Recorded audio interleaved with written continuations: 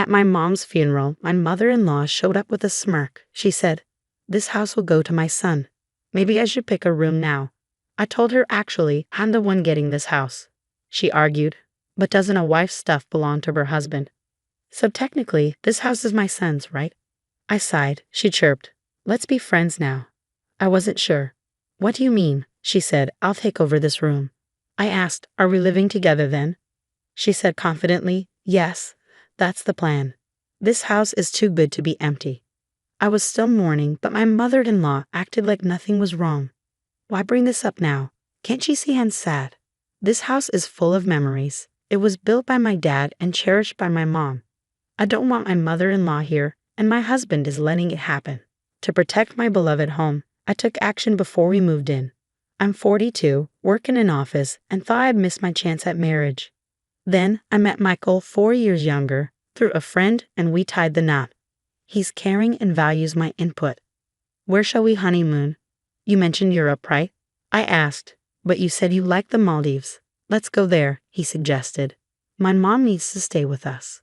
Dad's not well, and she's struggling alone," he explained. "I get it, but didn't we agree not to live with parents?" "You're right, I'll talk to her."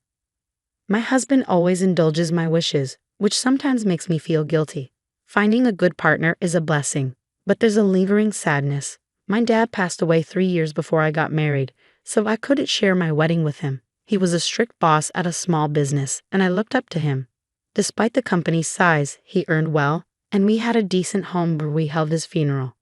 Working in an office made me appreciate my dad even more. Then 2 years after our wedding, my mom also passed away. "Your mom too?" My husband asked, concerned. "Do you need a moment in the other room?" Funerals usually aren't held at home, but we did it for my mom.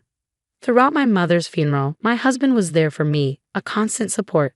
I felt incredibly lucky to have him. Then my mother-in-law, Nancy, arrived. "I'm so sorry for your loss," she said. "Thank you," I replied. I hadn't spent much time with Nancy before, keeping a respectful distance, but during the funeral, I saw a different side of her. Afterward, Nancy approached me, which wasn't unusual, but her demeanor was strangely cheerful. "Thanks for your help during the funeral. It went smoothly because of you," she said. "Now that it's over, let's drop the formalities." I was surprised. At first, I thought she was being considerate, given my grief, but it soon became clear that wasn't her intention. "Your parents had such a lovely home," I said. "Hold on a sec." She boldly ventured further into the house. "Mom, this isn't a good time. Some areas are a bit messy," I protested. Unfazed, she announced, "Don't worry about the details. What matters is, this house will go to my son. Maybe I should pick a room." I hesitated. "Mom, actually, I'm the one inheriting this house." She smirked. "Your parents didn't have any other kids, right? And doesn't a wife's stuff belong to her husband? So technically this house is my son's, isn't it?" I sighed. "Is that really how it works?" She chirped. "Let's just get along from now on." I paused. "What do you mean by get along?" She confidently replied, "I mean, I'll take this room. You and Michael will move in later, won't you?" I asked, "So we'll be living together?" She declared, "Exactly. It's settled. Such a grand house shouldn't have empty rooms when 2 people can live here. Finally, I won't have to take care of my husband alone. But my mother just passed away, and my mother-in-law is talking about this. Can't she see how sad I am? I'm starting to get angry, even though the funeral just ended. Why would she joke at a time like this?" My husband overheard our conversation and intervened. "Mom, what are you saying? This isn't the time for this." My mother-in-law brushed it off. "Why are you making such a fuss?" But my husband was firm. "Please leave." He escorted her out. "Sorry, she can be difficult." He'd apologized. "It's okay. Thank you for handling it," I said. In that moment, I appreciated my reliable husband. Yet later, I realized his reason for scolding my mother-in-law was subtly different from mine. 10 days after my mother's funeral, as things calmed down, we talked about my family home. Then my husband made an unexpected suggestion. "This apartment is cramped. Shouldn't we move to my parents' house?" I proposed. "You're right. With more stuff and maybe kids in the future, it's better than this tiny place," he agreed. "So we should start getting ready," he said, then added, "But there's something I want to discuss about the move." "What is it?" I asked. He hesitated. then said, "Considering the big house and empty rooms, I thought maybe my parents could move in with us." "Wait, you mean live together?" I was surprised. My husband is kind, but lately I've noticed something. While I thought he always valued my opinion, maybe he's just going along with things. Could he be too easily swayed? His suggestion about living with my mother-in-law, despite my objections, makes me wonder. He keeps bringing it up, putting my mother-in-law's wishes above mine. I've said it before.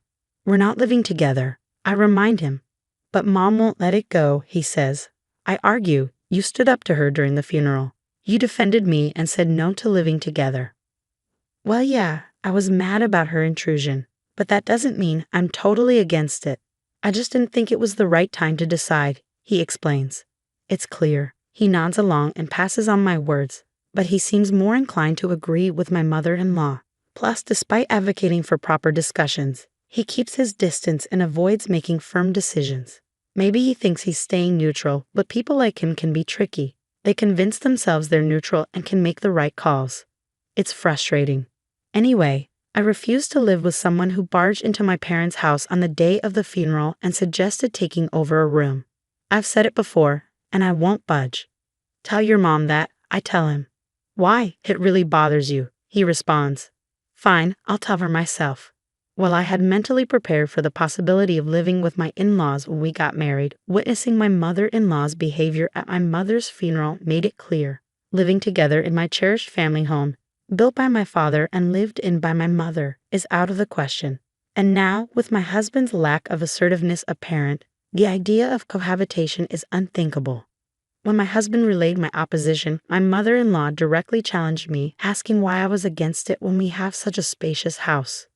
She insisted that as Michael's wife, his parents are now mine too.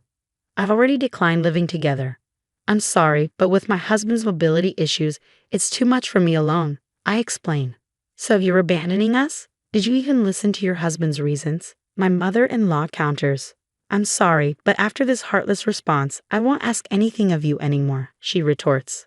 I feel for my father-in-law's health, but based on my mother-in-law's past behavior, I can see a future where all responsibility for him would fall on me if we lived together. If that's the path we choose, significant changes in my husband and mother-in-law's mindset are essential. A few days after my mother-in-law's accusation, my husband began rearranging the living room, shifting furniture, and creating space. What's going on? Are we storing boxes here? I inquire. He responds, no, I'm making room for 2 beds. The mention of 2 beds sends a shiver down my spine. Are your parents coming to stay?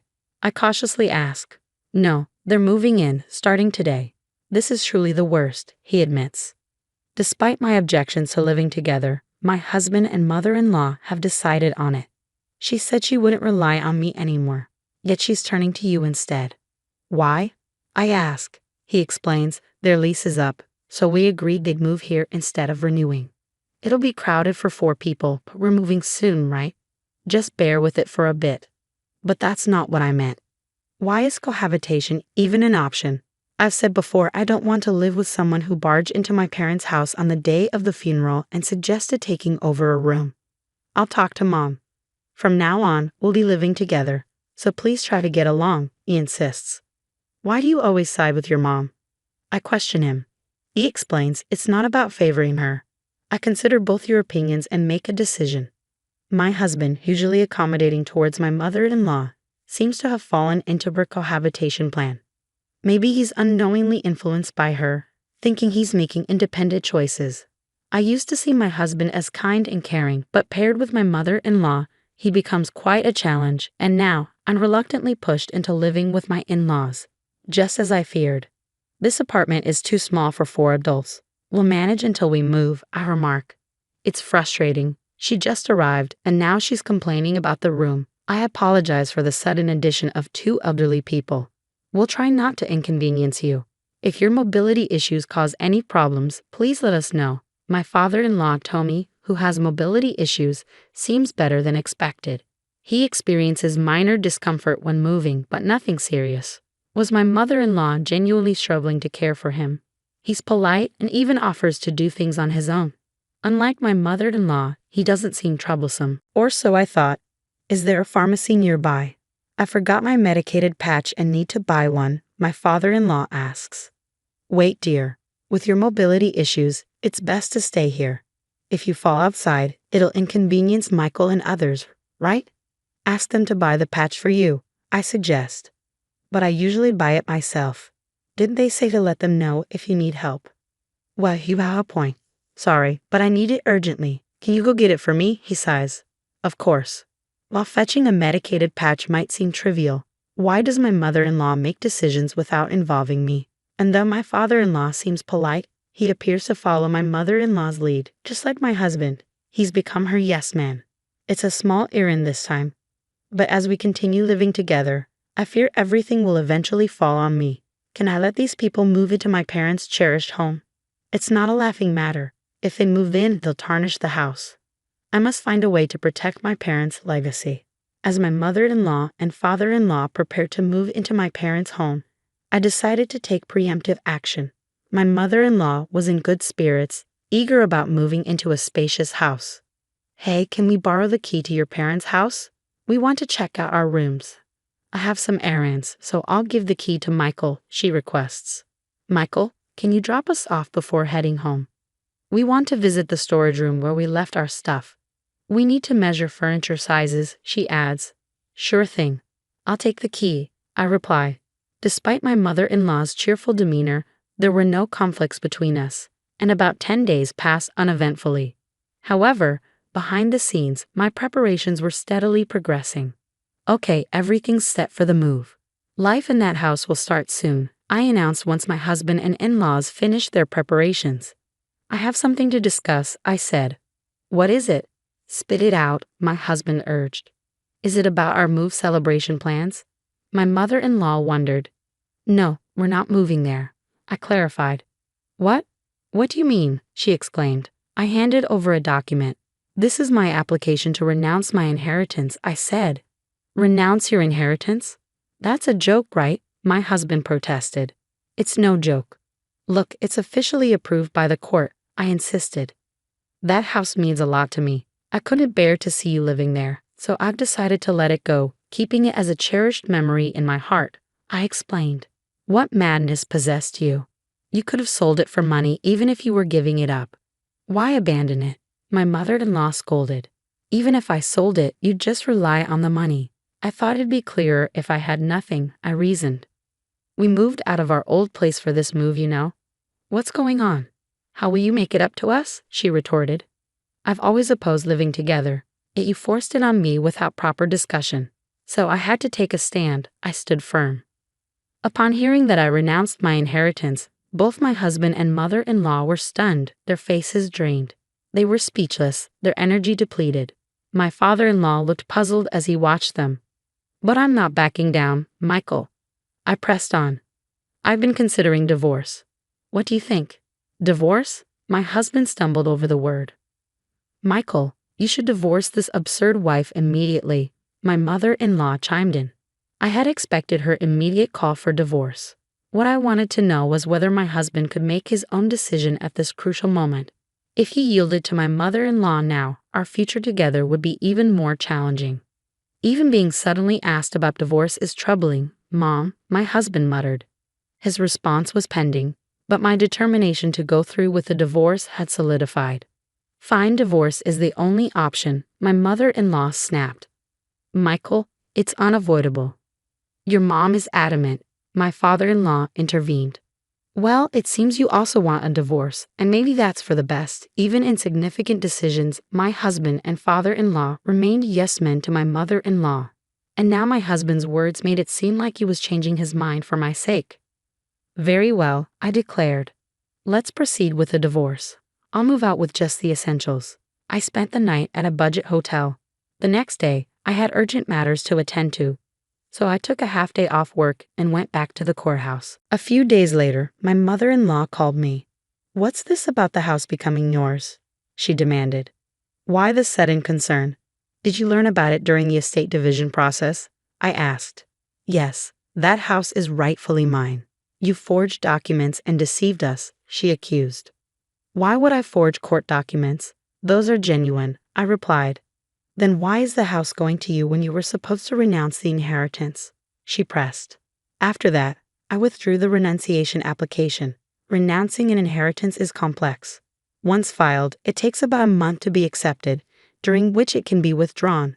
The documents I showed were from the application stage, not acceptance. I made you believe I had given up the house and mentioned divorce to see your reactions and plan my next steps. I hoped Michael would oppose divorce. But your mindset didn't change, I explained. So the house really becomes yours? Since it was acquired before the divorce, it's subject to property division, right? She inquired. In such cases, you two would split the proceeds from selling it. She tried to assert her claim. But I had prepared for this. If it were jointly acquired, it'd be shared property. But it's inherited, so it's exempt from division. Unfortunately, specific assets like this aren't eligible for division. I reiterated. Did you consult a lawyer when you found out the house would be mine? She asked. If Michael had paid off the house loan or covered renovation costs, those expenses might have been considered, but I assumed that didn't happen. I replied. What about the money Michael would get through property division? She pressed. We've only been married a short time, so there's not much. Maybe just the car, though it still has a loan on it. I explained. You're selfishly claiming the inheritance, aren't you, heartless? She accused. I'm protecting my parents' memories. I don't want people like you in their home. If you have further complaints, consult a lawyer, I responded firmly. After the call, divorce proceedings went smoothly. Presumably, she urged my husband to divorce me promptly. Regardless, the divorce was finalized and I no longer had to deal with my in-laws. I felt relieved, as if I'd safeguarded my father's home. After I moved out, my former in-laws stayed in the apartment my ex-husband and I used to share. It wasn't spacious, so even with one less person, it must have felt cramped. They explored other housing options, but faced challenges due to their age. Eventually, my ex-husband rented a smaller single-family home for them to live in together. Though smaller, it's still a house, so the rent is likely higher than for the apartment. He'll need to support them going forward. My ex-husband is in for a tough time. My former mother-in-law was excited about the large house my father left behind, but now she's settling for a smaller home. I imagine she's disappointed. As for me, Hi, I'm Taylor and I'm 29 years old. My life has been full of challenges, but I wouldn't trade those tough times for anything because they've made me who I am today. To tell my story, I need to start from the very beginning. I was born and raised in a small town called Fairfield, Bawa. Growing up, it was just me and my mom. My dad struggled with alcoholism, and from what my mom told me, he couldn't handle life as an adult. I don't remember much about him because he left when I was only 3 years old, and he's never been part of my life since. After my dad left, my mom had a hard time coping. Occasionally, my grandparents helped us financially, which was a big relief. To support us, my mom worked several shifts at a diner owned by Richard and Eleanor Evans. I went to school with their son, Ethan, who later became my ex-husband. At first, Ethan and I didn't get along, but as we grew older, we became close friends. We started dating when I was 16. However, Eleanor never really approved of our relationship and started distancing herself from my mom. The Evans family wasn't very wealthy either, and although the diner was decent, it wasn't doing great. Ethan used to tell me about his parents' late-night arguments over the struggles of the business. Everything went downhill in the summer of 2016. At that time, I was working at a bookstore, determined to save up for college. I had big dreams, even though I came from a small town. But then my mom had an accident. After fighting for her life in the hospital for a month, she passed away. I was devastated. She was the only family I had aside from my grandparents. I felt completely lost. Ethan became my support during this dark time and helped me through it. I decided to leave my job at the bookstore and took up my mom's position at the diner because it paid better. Sadly, I had to give up on my college dreams and focus on surviving since I was now on my own. About 8 months after my mom passed away, while we were closing up the diner, Ethan surprised me with a marriage proposal. I said yes with all my heart. Our wedding was small and intimate, with only a few people. After we got married, I moved in with him and his parents. However, something felt off. Eleanor had always been concerned with wealth and status. I remember my mom telling me how Eleanor used to talk about wanting the diner to thrive and finding a wealthy, well-educated girl for Ethan. It was surprising that Ethan's parents, especially Eleanor, supported our marriage, but at that time, I was too caught up in my grief to think much about it. Even though Eleanor knew about our relationship, she subtly hinted that Ethan deserved to be with someone of higher status. One day, when the diner was busy, one of Ethan's friends visited. I was in the back doing inventory when I overheard Eleanor talking with Miles and his new wife, Sheila. When I came to the front to say hi, Eleanor quickly sent me away without properly introducing me. Later, Eleanor and I had an interesting conversation. "That was Miles," she said. "He recently got married, huh?" "Oh yes, he married Sheila," she continued. "She's an absolute gem, you know. Fantastic upbringing and all. Both her parents are top-notch doctors in Orlando. She's quite remarkable herself, practicing law. Really, a catch like her is what any man dreams of. Lucky guy, that Miles. I wish my Ethan had that kind of luck." "What do you mean?" I asked. "Well, you know how it is. Sometimes, I just wish Ethan had found someone who's more put together, like Sheila," Eleanor said. "It's funny how Ethan and Miles grew up liking the same things, and look at their wives now. Quite a contrast, huh?" "You know, Eleanor, it's not always about what society thinks. Ethan and I have a history together, and our love runs deep." "Sweetie, love is just a word sometimes," she replied. "You're young, and I get that you're in love. But my love for Ethan is unconditional, and I believe that's the most precious thing in life. If you claim to love him so much, don't you think he deserves someone even better?" When Eleanor looked at me, she said something that cut deep. "With your mom gone and your dad who disappeared who knows when, if it weren't for Ethan, could you even take care of yourself? What do you have to offer?" I know these words sting, but they're kind of true, don't you think? Eleanor's words hurt me deeply. I tried to brush it off, thinking she just needed time to accept me. But her comments stuck with me, and I couldn't shake the anger I felt. Deep down, I started to wonder if there was some truth in what she said. I was pretty insecure back then, which made her words hurt even more. As for me and Ethan, things weren't as good as they used to be. I started to question if he regretted marrying me. There was a growing distance between us, and at first, I blamed it on the struggles we were having with the diner. But there was definitely something changing between us. It had been over 1.5 years since we got married, and during that time, Eleanor occasionally made hurtful remarks about my background. Despite her comments, I tried my best to stay calm and focus on strengthening my relationship with Ethan. However, over time, Eleanor's behavior started to change. Her comments became more frequent and more hurtful, and it was clear that something was wrong. She was acting unpredictably, and then one evening at the dinner table, something unexpected happened that changed my life in ways I could never have imagined. "How was your day, dear?" Eleanor asked. "It was all right," Ethan replied. "Actually, I've been wanting to announce something, Mom and Dad. I've been thinking about this for quite some time now. I think I'm going to invest some of my money in Taylor's education. It's always been her dream to go to college, and the diner isn't doing well anyway." The whole dining room went silent when Ethan said that. I was stunned. He hadn't even talked to me about it beforehand. The tension in the room was thick, and even Eleanor looked shocked. It was a sweet gesture. But I wished he had given me a heads up before dinner. "Jesus Christ, Ethan," Eleanor said, clearly upset. "Mom, please don't overreact," Ethan responded.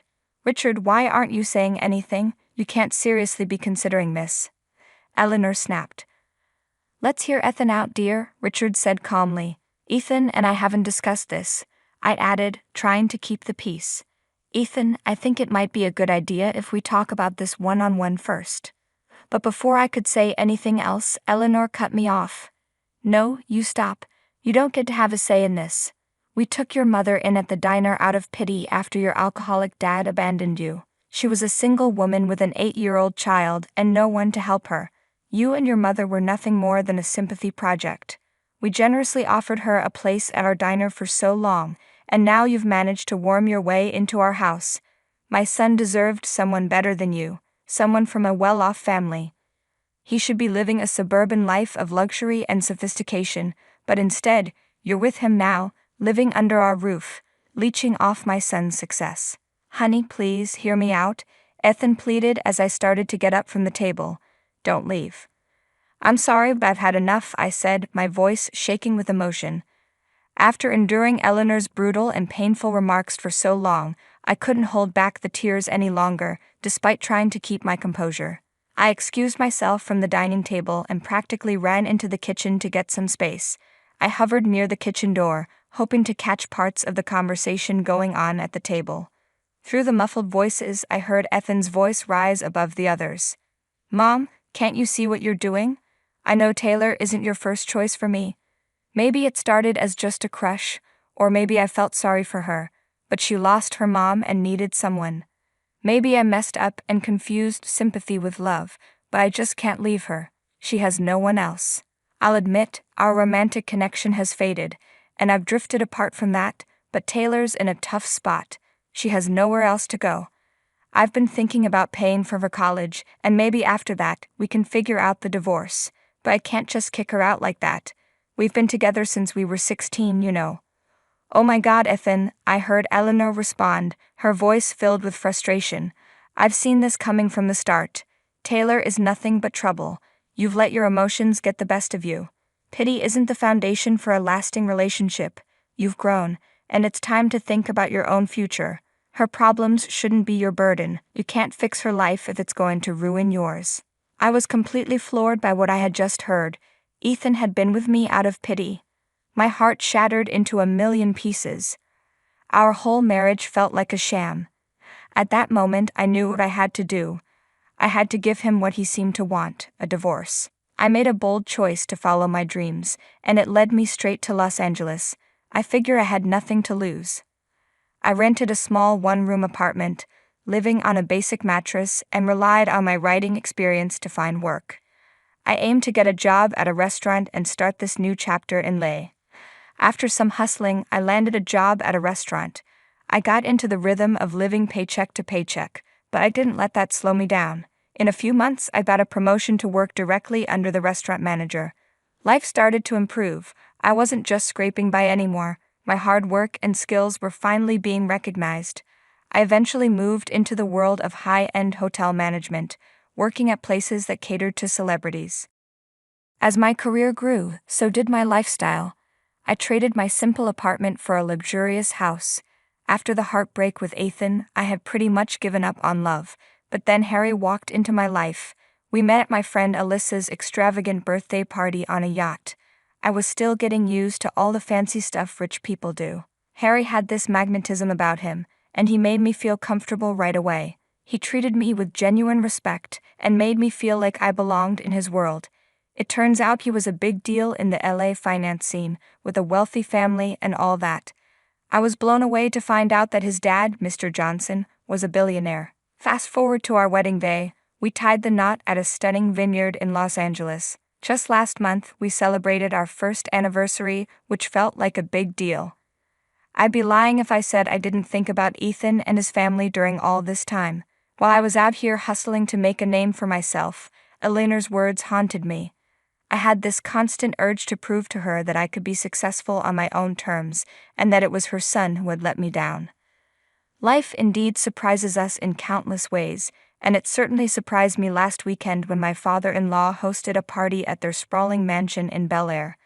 While I was mingling, my eyes locked onto someone across the room, and my heart started racing. There, serving food, was an elderly woman who looked just like Eleanor. My mind struggled to comprehend the possibility of her being there. I quickly excused myself from the company to process what I was seeing. I made my way over to the lady, and yes, it was her, Eleanor. "Hey, Eleanor," I greeted her. "Hey, stranger. It's been a while," she responded, seemingly unfazed. "It has. What are you doing here?" "Doing the whole catering thing," she replied with a hint of pride. "Can you believe it? Rubbing shoulders with all these high-profile folks." "Well, congrats on that," I said, trying to maintain a polite tone. "Thanks, but honestly, you've got a part in this. We might not have come this far if we were still dealing with some holdbacks." Pretty bold statement. I've always wanted what's best for the family. Sure thing. We shut down the old diner and leaped into the catering world. Ethan came up with the idea, and surprise, it's turning out to be pretty profitable. Now we're crisscrossing the state, catering to all sorts of events and fancy clients. We were in Glendale a few nights ago when Mr. Johnson asked us to cater for his party. "You know, I never wished you any ill will, So I genuinely hope you're doing well. How's Ethan? Better than he used to be. Oh, and here's the kicker. Ethan has moved on with his love life and snagged himself a new girlfriend. Usually he accompanies me on these trips, but this time he's off to Hawaii with her. She's a real delight to have around, gorgeous like a living doll. She just seems perfect for my kid. Good for him, I replied, my voice calm. By the way, Eleanor, what are you doing here? Who called you here? I'm sorry, but you're too poor to be here. You haven't changed at all, have you? Forget about me, look at you, still trying to get your way around the rich. Old habits die hard, sweetheart. He'll always be that girl from Fairfield, the one with nothing to offer. I'm here because I belong here, just like anyone else. No one called me. I came here with Harry, my husband, and also Mr. Johnson's son. Eleanor's face displayed a look of shock, but she quickly composed herself, maintaining her usual mean demeanor. Don't think he'll stick around forever. People like you never stay for long. Eventually he'll see that he deserves someone better, someone from his world. Harry is just Maeve. You have no idea how far I've come. I have a name in the hotel industry now, and never mind, you know that your wealth doesn't define you, just as my past doesn't define me. I've worked hard to build a life for myself, and I'm proud of where I stand today. Well, aren't you full of yourself? She sneered. You may have managed to climb the ladder, but you'll never truly fit in with people like us. You'll always be an outsider. You know, I used to think that way too. I responded, my voice steady, but I've learned that truly belonging doesn't come from material possessions or social status. You've certainly grown bold, haven't you? Well, we'll see how long that lasts. I've seen it all before. It's good that Ethan got rid of you. If you want to delude yourself, go ahead, but don't expect me to change my mind about you. I was all set to deal with Eleanor and show her I meant business, but suddenly the sound of a spoon hitting a glass stole the spotlight. Ladies and gentlemen, if I may have your attention, please. Tonight I stand before you with a lot of pride and joy in my heart. It is a momentous occasion as I pass on the torch of responsibility to the next generation, my son Harry. I gave Harry a quick look, and our eyes connected for a second. I smiled at him, and I'm proud of you smile. His dad was just handing him an entire business, making it his day to remember. It was his special day, and I was determined not to let anyone from my past mess with the great thing I had going on at the moment. Taylor, my dear daughter-in-law, you have shown us the true meaning of strength and resilience. From the very moment I met Taylor, I was captivated by her tenacity, dedication, and unwavering commitment to her dreams. Her journey from a small town to the chaotic city of Los Angeles has impressed me. She is a remarkable young woman who has not only touched my son's heart, but also brought a lot of joy into our lives. Tonight we celebrate not just the passing of the torch to my son Harry, but also the recognition of Taylor's extraordinary talent and potential. It is with absolute delight that I announce that Taylor will be taking charge alongside Harry as a key leader in our business. It was totally my I made it moment to have Mr. Johnson, the big shot behind this business, acknowledge me and hand over this huge responsibility. I can't even put into words how much that meant. With everyone clapping and cheering, Harry made his way to me and leaned in, giving me a sweet little peck on the cheek. You deserve this as much as I do. I love you, baby. Cheers to us. I love you too, I replied, feeling an overwhelming sense of fulfillment. In the midst of all the excitement, I hadn't forgotten the conversation I was having with Eleanor earlier. Now with this huge announcement, I was itching to see her reaction and maybe just drop it on her. I scanned the room and spotted Eleanor, still standing there, somewhat taken aback. Hey, I said as I approached her. I just swung by to soak up this moment, you know, the one where I get to show you how off the mark you were about me. Oh, the golden days of your doubt. Remember when you thought I'd crash and burn in this world? Like a hot minute ago. I had valid concerns, okay, I mean, how could he? No, you got it all wrong. Well, those words just got upgraded to my achievements, co-running this business with Harry, living the life I've always wanted.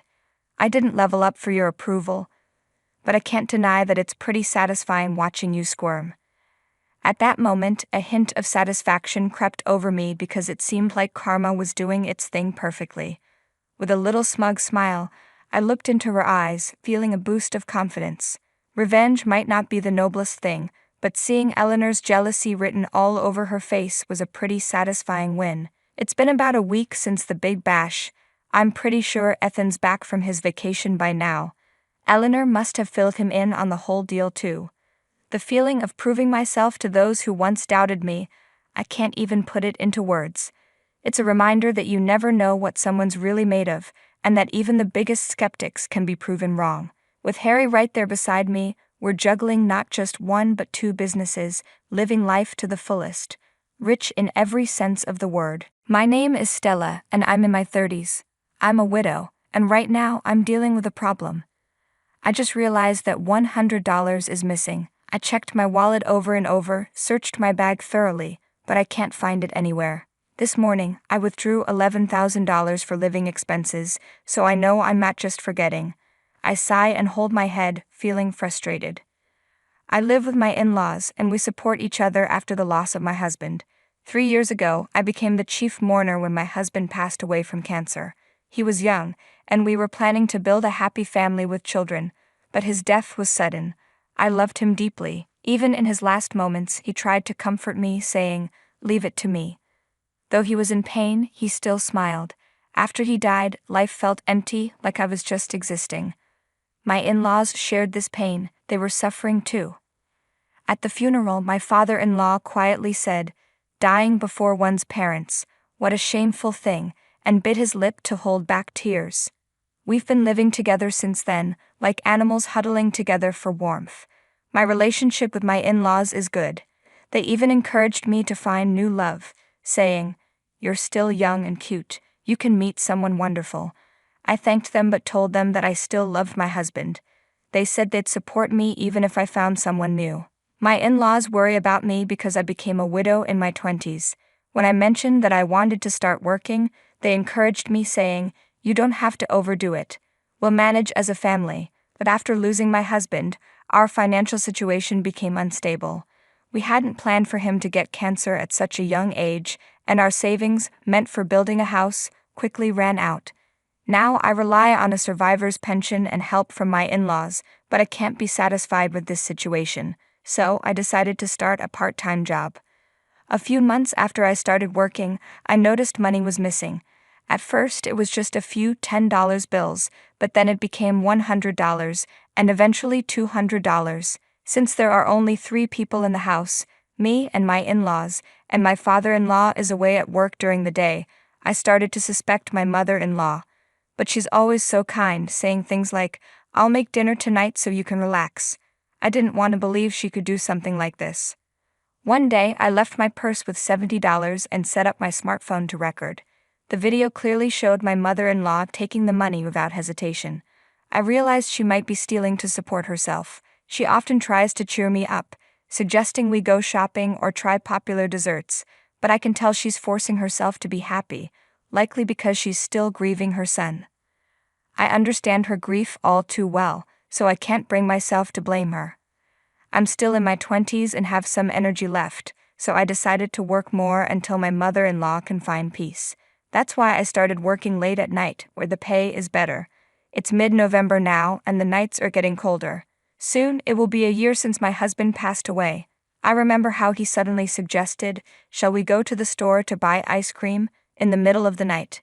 We walked down the quiet street, holding hands. His hand was large, thick, and very warm. Even though he had become quite thin before he passed away, the warmth of his hand never changed. Now I put my cold hands in my pockets and hurried to the store. The store where I work at night is usually quiet but still busy, even though only 2 people work there. As I was checking expiration dates on products, I sensed someone approaching. "Ah, the register, sorry." I turned around quickly, and to my surprise, my father-in-law was standing there, dressed in a suit despite the late hour. "You've been working part-time?" he asked. He had assumed my frequent nighttime outings were because I had a new lover, but that wasn't the case. It seems he misunderstood, thinking I was keeping a new relationship secret. He had dressed up and followed me, intending to meet the person he thought was making me happy and ask them, "Please make Stella happy." When I replied, "I still love him," my father-in-law murmured with a voice full of both joy and sadness, "I see." Then he asked what I expected. "Why are you working at night?" Aren't you making enough money? You work during the day too.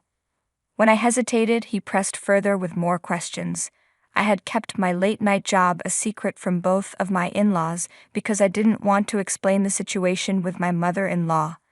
I had been sneaking out quietly while they slept, but I was surprised he had found out. Realizing I couldn't keep it hidden any longer, I pulled out my smartphone and showed him the video. I confessed everything, when the thefts started, how often they happened, and how much money had been stolen. I also mentioned that it might be due to the loneliness of losing their son. My father-in-law listened silently and then said with difficulty, "I've caused trouble." I replied, "It's okay, we're all suffering." He then said, with tears running down his cheeks, "We were blessed with such a wonderful daughter-in-law, and to almost lose her so quickly is truly, truly foolish." I couldn't hold back my own tears, even though I was at work. "Father, the coffee here is really good. Would you like to try some? I'm about to take a break. Would you join me?" I invited him.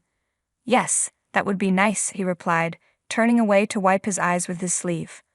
We sat together near the bicycle parking area of the store, drinking coffee. The sky was clear, and the night was beautiful, with the full moon lighting up the darkness. "Don't you think the winter night sky is the most beautiful?" I asked. "Exactly," he said. "That's why we should go camping during the winter break, to a place where the stars are beautiful." It was a plan my husband would have made. "All right, I'll look up some places," I said. I replied that it was a plan we both would have liked, but I was sure my husband was enjoying the most beautiful starry sky from the best seat in heaven. With that thought, I looked up at the sky. Suddenly, my father-in-law gasped in surprise. I followed his gaze and saw my mother-in-law walking happily with a man I didn't know. They were walking arm in arm. "Quiet, let's go back to the store right away," I said, feeling nervous. It was clear we saw something we shouldn't have. My heart started pounding, not just a little, but a lot. The way they were together made it seem like there was something inappropriate going on. My father-in-law seemed to sense it too. His face looked serious. They weren't just arm in arm. They looked like they were about to kiss, walking very close together. He sighed and said, "It seems you weren't the only one going out late at night." My wife couldn't sleep either, thinking of our son, and she was also going out at night. I thought she couldn't escape the sadness, so I let her be. He paused, trying to find the right words. "But maybe it's a misunderstanding. Maybe she just ran into someone she knew while walking." I felt disappointed in my weak attempt to make it sound okay, but my father-in-law smiled and thanked me anyway. The air between us felt even more uncomfortable, and the cheerful music playing in the store made it worse. My father-in-law suddenly muttered, "I see, that's what it is." He nodded like he understood something, but I was still confused. I looked at him, full of questions. He said, "Stella, let's keep what happened tonight between us and not tell my wife. I'll handle this. And if my wife takes your money again, please let me know secretly." "Yes, I understand," I replied. "Don't worry about anything, Stella," he said firmly, gently patting my head. A few weeks later, on a Sunday after lunch, he said, "There's something I need to discuss. Stella, please join us as a witness." My mother-in-law asked, "What's wrong? Why the serious face?" My father-in-law waited for us to sit down, then took several papers out of a brown envelope and spread them on the table. My mother-in-law quickly grabbed one of the sheets. It was a large photo of her and a man entering the hotel. My father-in-law had hired a detective to find out what my mother-in-law was doing. "Are you still seeing him?" he asked. My mother-in-law just stared back at him angrily without answering. Curiosity got the best of me, so I asked, "What do you mean by still?" My father-in-law was silent for a while before he quietly started telling the story. "Actually, this was before our son was born," he began. "Right after marrying my father-in-law, my mother-in-law gave in to temptation from outside the marriage. The man we saw at the store was the same one involved back then. My mother-in-law and that man were high school classmates, and they reconnected at a reunion. They had been close in high school and admitted to each other that they had feelings for each other back then. Although my mother-in-law was already married, he was single and attractive. According to my father-in-law, she thought it was the perfect chance to leave her marriage since they didn't have children yet. However, the problem was that the man didn't have a promising future. He was good-looking and dreamed of becoming a famous actor, even starting his own theater group. But there were hardly any members, and most of the performances were just him alone. Torn between reality and dreams, my mother-in-law chose the stable life my father-in-law could offer over the uncertain dreams of her former classmate, giving up the idea of running away with him. But in the end, my mother-in-law couldn't make a choice and lived a double life between my father-in-law and that man. At that time, I was so busy with work that I didn't notice what was happening at home, my father-in-law said with a sad look, giving my mother-in-law a cold stare. He found out about the affair when there was a chance she could be pregnant. Even when she might have been pregnant, she didn't seem truly happy. I started to get suspicious and looked into it, discovering that she had been involved with that man. But my mother-in-law desperately insisted. "Our son is really yours truly." She had made the same plea in the past, promising to break up with the man immediately and never see him again. She wanted to build a life with my father-in-law, and he believed her. He thought it was just a brief affair, but it was much more serious. When we saw them at the store, it was clear why my father-in-law's expression became so stern. "And to think you've continued this relationship all along. It's truly disgraceful," he said. "No, that's not true," she replied, but their relationship looked like they had been together for years. My father-in-law slammed the report on the table, and the undeniable evidence was clear. My mother-in-law tried to argue, but she looked downcast. "It's true. I'm not lying.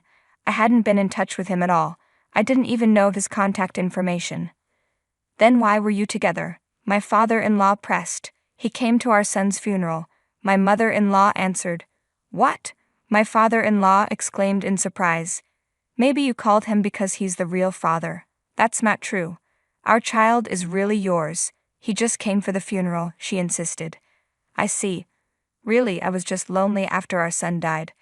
I just wanted to see him again. But I didn't know his contact, so I looked up his stage name on the internet and found his theater group's email address." "So you started seeing each other again?" "Because I couldn't help it. I was tormented by our son's memory. I wanted to be free too," she said, turning to me. "Stella, you understand, don't you?" my mother-in-law pleaded, but I was speechless, frozen in shock as I learned about my in-law's past. How much had my husband known about all of this? Thinking of him made my heart ache as my mother-in-law kept trying to defend herself. My father-in-law just shook his head in disbelief.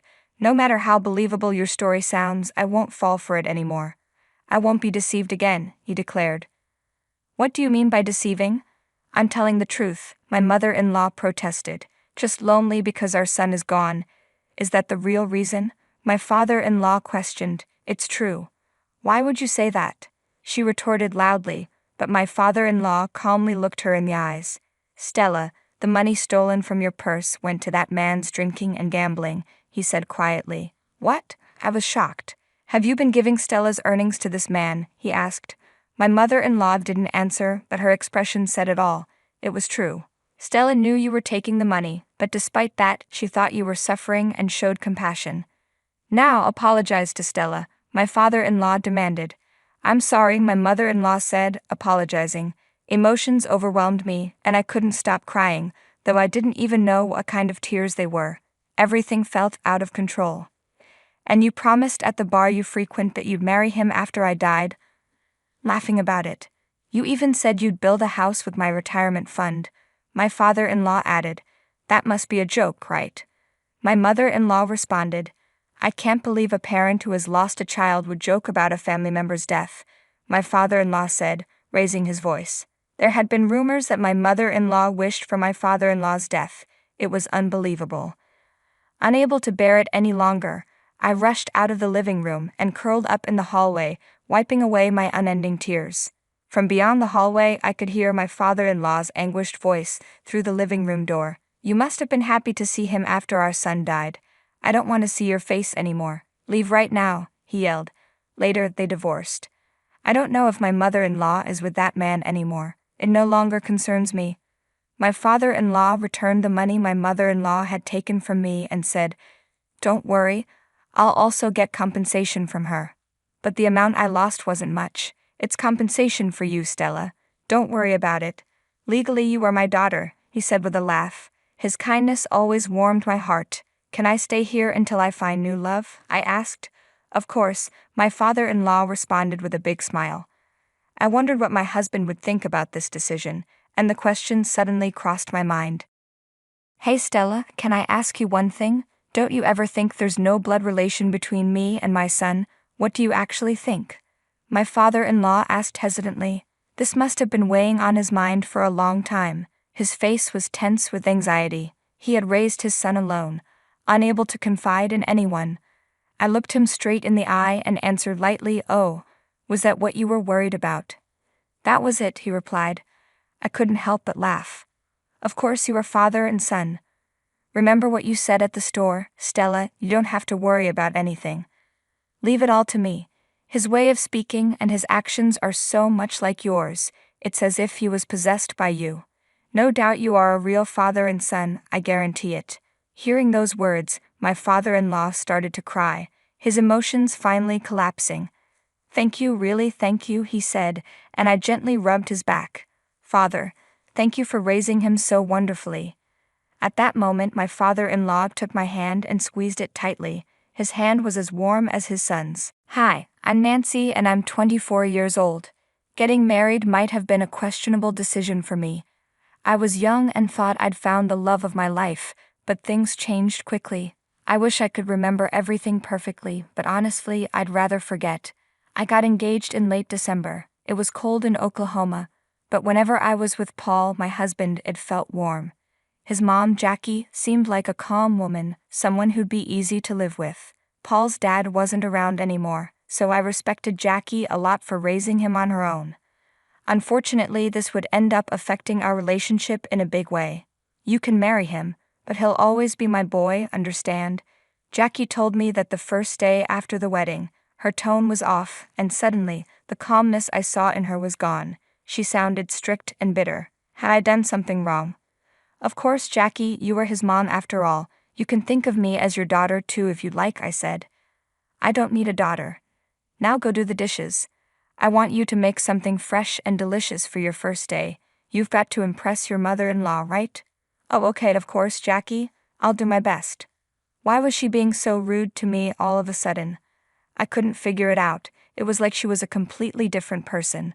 Paul was somewhere in the backyard trimming the bushes, but I was sure he could hear us. Either way, I cleaned the kitchen for lunch. No one had cleaned the dishes from the night before, so I had to do it all by myself. It felt like I was doing someone else's work, but I didn't complain. Maybe Jackie was just having a bad day. It would get better in a day or two, I was sure of it. Later in the evening, I relaxed with Jackie and Paul. He and I were talking a bit, but Jackie kept giving us looks. Soon, I prepared dinner for the first time for Jackie. I was desperate for her approval.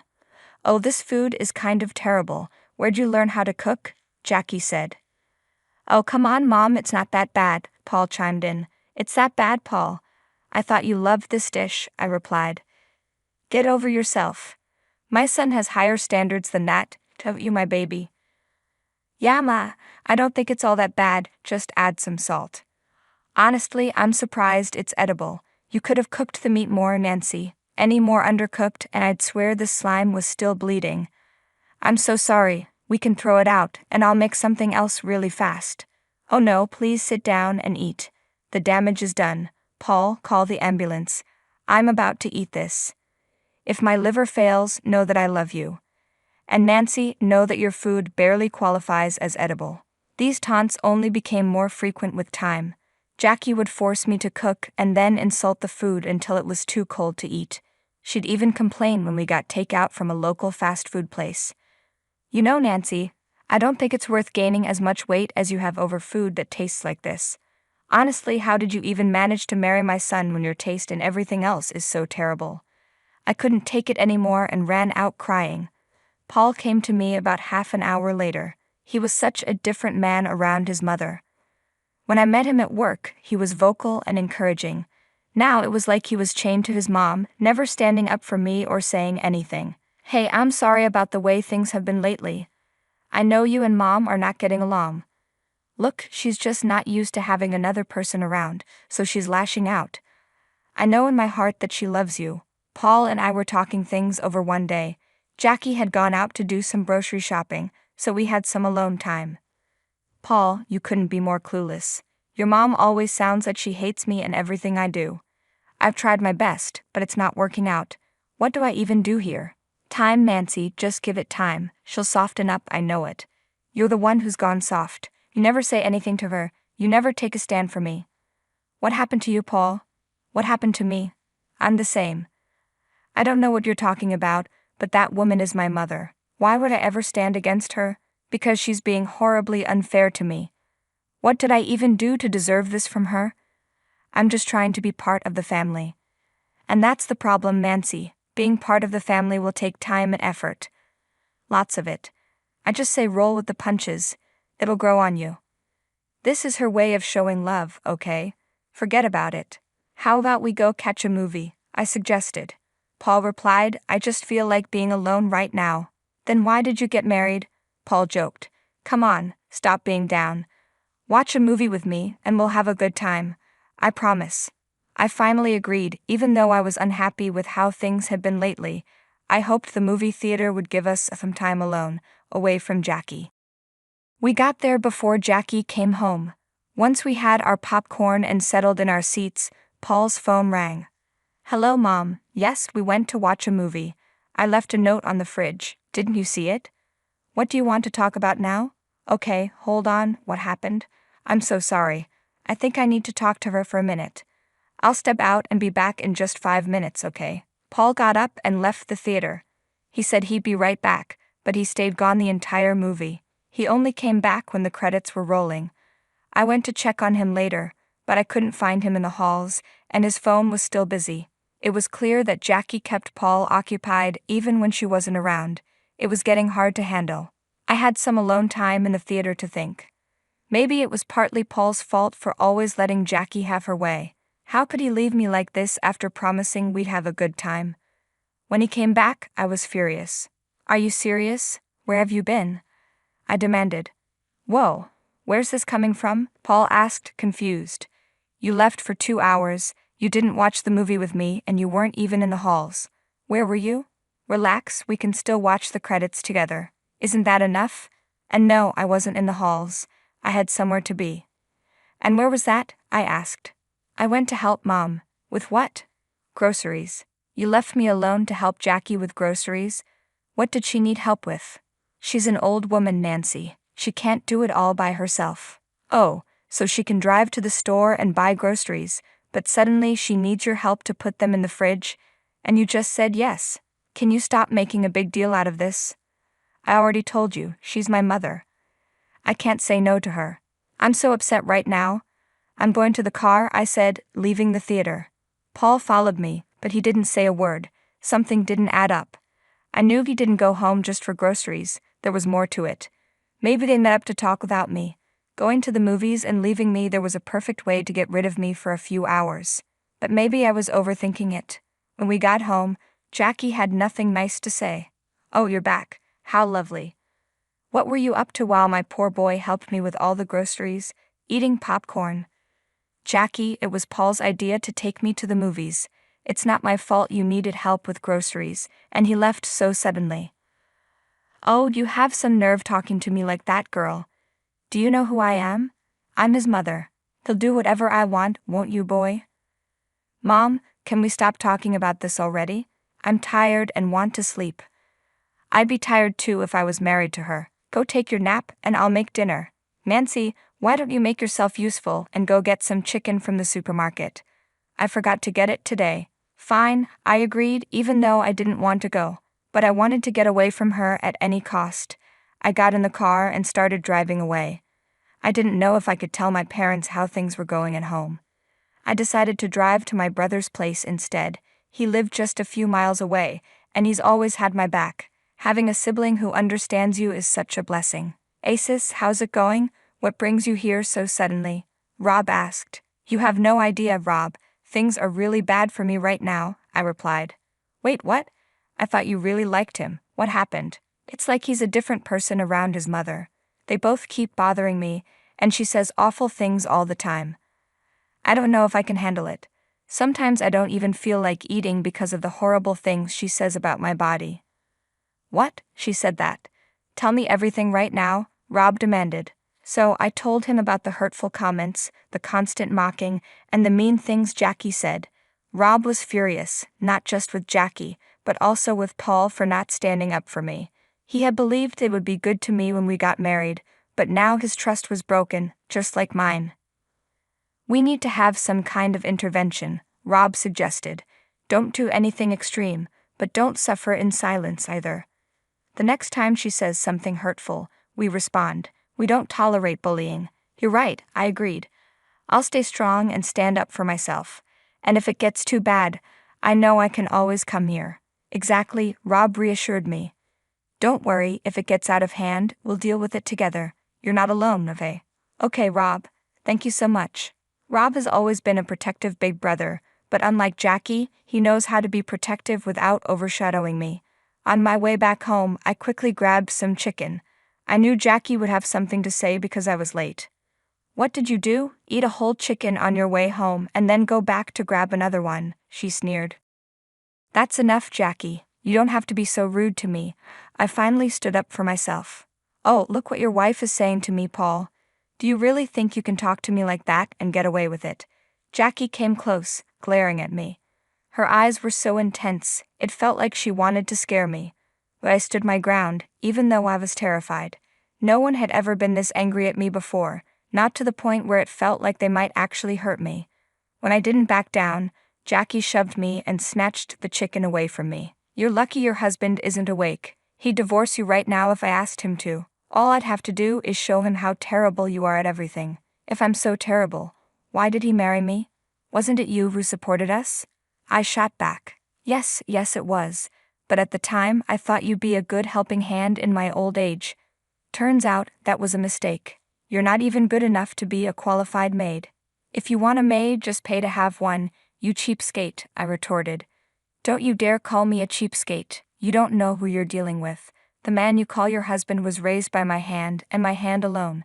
And my hand can decide if you stay or go. Right now, I'm tempted to let you go. Jackie screamed at me so loudly that I was sure the whole neighborhood heard. I couldn't hold back my tears anymore. I broke down sobbing and ran into the backyard, slamming the sliding door behind me. I sat down in the grass and cried my heart out. I finally decided I couldn't handle it anymore and called Rob. I told him everything, and he came over the next morning. When the doorbell rang, Jackie walked up to the door and peered through the peephole. Rob? Nancy, you called your brother. What's this supposed to be? She asked, surprised. Rob was big and could be intimidating if he wanted to be. To me, he was like a big teddy bear, but he could easily look like a wrestler when needed. Rob wants to talk to you and Paul about everything that's been going on. You're not treating me kindly, and I can't keep living like this, I told her. Are you serious right now? This matter didn't need to leave our living room, and you decided to call him in the morning because Paul's at work, didn't you? Jackie said, clearly annoyed. Just open the door, Jackie, I insisted. I wished Paul was around when Rob visited, but this was the only time he could come. Jackie made a face but opened the door with a fake smile, trying to seem pleasant as if Rob would believe her act. Oh, Rob, it's been so long since I've seen you. How have you been? You look healthy. Thank you, it's been a while. Can I come in? Rob replied. Of course. Please come in. Nancy, get some water for your big brother, Jackie said, still pretending. It's okay, I just had some in my car, Rob said as he walked in. His presence quickly filled the room. He moved around, inspecting the house, and then settled on the couch in front of Jackie. I sat down next to him. So what brings you here? Just a visit? Jackie asked. No, actually I wanted to check up on Nancy. She mentioned some trouble, Rob responded. Oh, what trouble? I think we've been getting along splendidly, haven't we, Nancy? Why don't you tell him? She's already told me enough, Rob cut in. Let's get to the point. You've been having some, let's say, adjustment issues with my sister. I understand there have been constant fights. Oh, I wouldn't call them fights, just banter. It happens between mothers and daughters. My mother-in-law and I exchanged quite a few words back in the day, too. Sadly, she passed away before Paul was born. I'm sorry to hear that, but this banter needs to stop. Nancy isn't fond of it. Marriage should be about mutual respect, even from the rest of the family. Right, Nancy? Rob said. Yes, I think it's time to settle this and make peace, Jackie. And what dispute would that be? Why have you changed? Why do you hate me so much all of a sudden? Did I do something to upset you? Oh my God, do we have to do this in front of your brother? Don't mind me, I'm here to make sure you two settle this properly, Rob said, staying calm. Fine, it's because I don't like to share, okay? My son has been mine and only mine our whole lives, and now you're here, expecting him to give all his time to you. That doesn't sit right with me. He's my husband, and he doesn't give his time to me, he gives it to you, which is exactly how it shouldn't be, I replied, frustrated. I don't believe this. This is so childish of you. I added, raising my voice. Don't you dare yell at me and call me a child, Jackie shot back. Okay, relax, both of you, Rob intervened. Yelling won't solve anything. What will fix this, Rob? Do you have any bright ideas?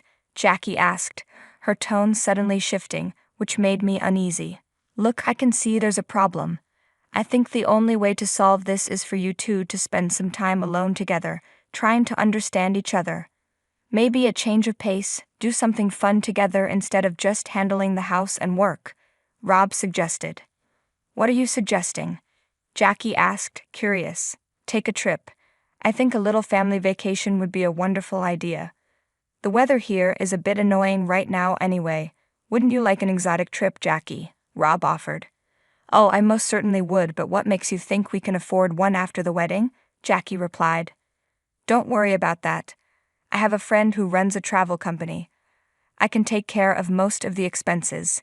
Consider it a gift from Nancy's brother, Rob said, reassuringly. Are you serious right now? Where would we even go? Jackie asked, surprised. How does France sound? Rob suggested. Oh my God, France sounds lovely. Rob, you don't have to do this. It'll be so expensive for you guys, I said, feeling a bit guilty. Come on, Nancy, it's a gift. You have to appreciate it, Rob insisted. But there's a condition, Rob added. Jackie, you too, Nancy. The two of you have to try to get along with each other. We'll do our best, won't we, Nancy? Jackie said, her eyes suddenly full of promise.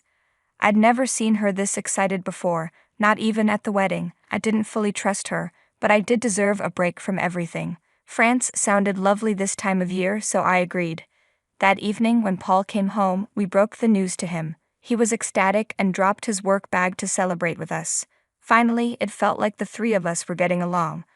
I was skeptical at first, but maybe Rob's idea was working. Paul managed to get a few days off from work the next week, and we started packing for the trip. Hey, do you remember the cute bags we got for our little trip to Florida? The ones that look alike? Paul asked. Yes, do you think we should take them with us? I replied. Of course. I love those bags, they remind me of that trip, Paul said, smiling. Jackie seemed a bit detached from us. She often called someone and talked to them for hours. I thought she might be realizing her mistakes and giving us some space, but she still made some odd comments about Paul not giving her enough time. She didn't talk to me much, but one time I overheard her and Paul arguing in her room. The door was closed, so I couldn't hear much. Mom, she's my wife. I have to give her at least a little time. I thought you were okay now. What's wrong? Paul said. I'm not okay. I want to be, but I'm not. I still can't get myself to like her, Jackie admitted. What do you want me to do? Paul asked, frustrated. I need to have more time with you. You were like this when I had you, but that's why we're taking the trip, so you get to like each other. And I'm always going to be around, aren't I? Paul said, trying to reason with her. All of you are living in fantasies. Fine, I'll do something about this myself, Jackie snapped. What are you going to do? Paul asked. Look, here's the plan and I need you to go along with it, Jackie whispered. I couldn't hear the rest, but I knew they had some plan. I was concerned but didn't do much about it. I hoped everything would work out fine if I just paid attention to what they were doing. We packed our bags. Both mine and Paul's looked similar, but I could always tell which was which by the weight. On the day of departure, Jackie looked unusually happy. She even talked to me and didn't make any weird faces. I found it intriguing, but guessed it was because we were finally going on the trip. At the airport, we had to go through customs. We put our bags on the conveyor belt to be scanned. Jackie leaned in to whisper something odd in my ear. It's going to be such fun. I didn't say anything. I already knew what she was up to. We moved through the line. My bags were inspected, and everything was fine, so I was allowed to go through customs. When I turned around, I saw Jackie's face filled with confusion. What was she scheming? Then it hit me. Paul hadn't come out yet. We looked around to see officers rushing to the customer counter. They were escorting Paul away as he pleaded, "Please, please, I'm so sorry. I didn't do anything. I don't know where that came from." Jackie rushed to his aid, but the officers held her back. "Please stay back, ma'am. We found something illegal with this person. We need to take him to interrogation. He's my son. Please, he didn't do anything wrong." Jackie cried, but her pleas were in vain. Jackie had a breakdown right there in public, but I didn't move an inch. I knew what was going through that woman's head. She must have been cursing herself for what she did. Jackie had tried planting a small pack of drugs in my bag before we left, and she was successful. The bags looked identical, but she recognized mine and put the pack in it. But why didn't I get caught? It's because I removed it from my bag and put it in Paul's instead. They planned on excluding me from the trip entirely, so I turned their plan against them. I had the biggest smile on my face when Jackie looked back at me through her tears. She deserved what she got. I took my vacation to France and divorced Paul once I got back. I was hoping to make things work, but this was a clear sign that they never would. I stood my ground just like my brother had told me to. It was the justice I deserved. Hi everyone, I'm Lily, and I'm really excited to share some wonderful news with you all. I've recently become a mom. My husband James and I are overjoyed to welcome our adorable baby boy into our lives. We've also chosen a name for him, which makes this new chapter even more special. This part of my life feels like pure magic. We're loving every moment with our precious baby. The love and happiness that come with being a parent are beyond anything I could have imagined, but not everything has been perfect. Just a few days ago, something happened that I can't forget. Before I tell you about that day, let's go back to when James and I first started dating. There was a family gathering at James' home. "Hey Lily, it's my mom's and dad's wedding anniversary today. You have to come with me." "Are you sure? You know your mom doesn't really like me, right?" "That's exactly why I want you to come. When she sees how kind and lovely you are, she'll start to like you." "Are you sure?" "Yes, even my dad told me to bring you." "Okay, if you think everything will be fine, then I'll come." That's my girl. That evening, I went to their house with James. Everything was so beautiful. I saw his mom, Scarlett, and his dad, William. I walked over to wish them a happy anniversary. "Scarlett, William, happy anniversary." "Oh, thank you, dear, you look gorgeous." "Oh, look who decided to grace us with her presence." "Good evening, Scarlett. I hope you've been well." "Well enough, I suppose. You're still dating my son, huh?" "Mom, please." "Yes, we are. James means a lot to me." "Oh, I bet. You know, I've been thinking, dear, are you really the right fit for our family? You don't seem like the type who belongs here." "I don't understand why you would say that. I care for James deeply and want to be a part of his life." "Mom, stop it. That's not fair to Lily." "Fair? What do you even know about fairness? You're just a child, still learning about the world." "I may not know everything, but my feelings for James are real. I love him, and I thought you would be happy for us." "Love? Don't make me laugh. You'll see, this won't last. You're not what we had in mind for our family." I was heartbroken and walked away from the gathering, trying to hold back my tears. Her words were so hurtful. "Lily, I'm so sorry. I had no idea she would say such things. I thought she might accept us by now. I'm not sure what to do, but I promise I'll talk to her and make things right. Please don't let this ruin what we have." "I don't want to lose you because of this, James, but it hurts so much to know that she doesn't like me." "You won't lose me. I love you and I won't let anyone come between us. Not even my mom." "Okay, I trust you. Let's face this together." We decided to tackle every challenge as a team, always working on our relationship and careers. James' dad, William, was very supportive. He understood our feelings and was always there for James. He even helped convince Scarlett to attend our wedding. William seemed to be the only person who could calm Scarlett down. Eventually, we got married and started a beautiful life together. James and I chose to live in a different city, far from his home, to protect our relationship from Scarlett's negativity. However, Scarlett never missed an opportunity to criticize me, whether it was during family trips or gatherings. Despite this, I remained hopeful that things would change, finding comfort in having my husband by my side. One day, James and I were having coffee together. "Hey, sweetheart, shall we go on a small trip somewhere? We didn't get to go on a honeymoon because my mom was sick. I feel bad that we haven't spent much time together. It's okay, I'm not a kid, I understand. I know that my mom interferes a lot, and I want to take you away from all that. Let's plan a trip and enjoy some quiet time together." "Okay, then let's plan a trip."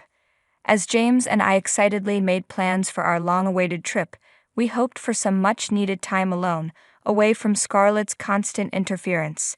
But just as we were finalizing our arrangements, Scarlett once again managed to involve herself in our lives. "James, Lily, are you home?" "It's my mom. I'll go talk to her." "All right, I'll wait here." James opened the door to find Scarlett standing there with a worried expression. "James, I heard you're planning a trip. Is everything okay?" "Mom, I hope Lily isn't forcing you into this trip," Scarlett said, worried. "No, Mom, it was my idea," James reassured her. "We just want some time together. We didn't even get a proper honeymoon, and we feel it's important for our relationship. But you know I've been feeling unwell lately. What if something happens and you're not around?" Scarlett asked.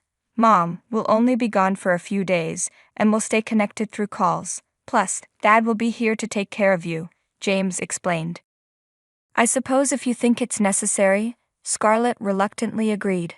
Despite Scarlett's concerns, James and I went ahead with our plans. We booked our trip and told William about it. Understanding how much this time together meant to us, William promised to take care of everything while we were away. Our time on the beach was beautiful. Even though we had been dating for a long time, spending time together as a married couple felt entirely different. We even tried surfing, which was a new adventure for us. After a fun day, we returned to our room. "Wasn't that fun?" James asked. "Too much fun. I'm having such a great time," I replied. "Me too, love. So, what do you want to eat today? Chinese or Italian?" James asked. "Actually, I'm feeling a little strange in my stomach. I'll just have some soup," I said, suddenly not feeling well. "What happened? Are you okay?" James asked, concerned.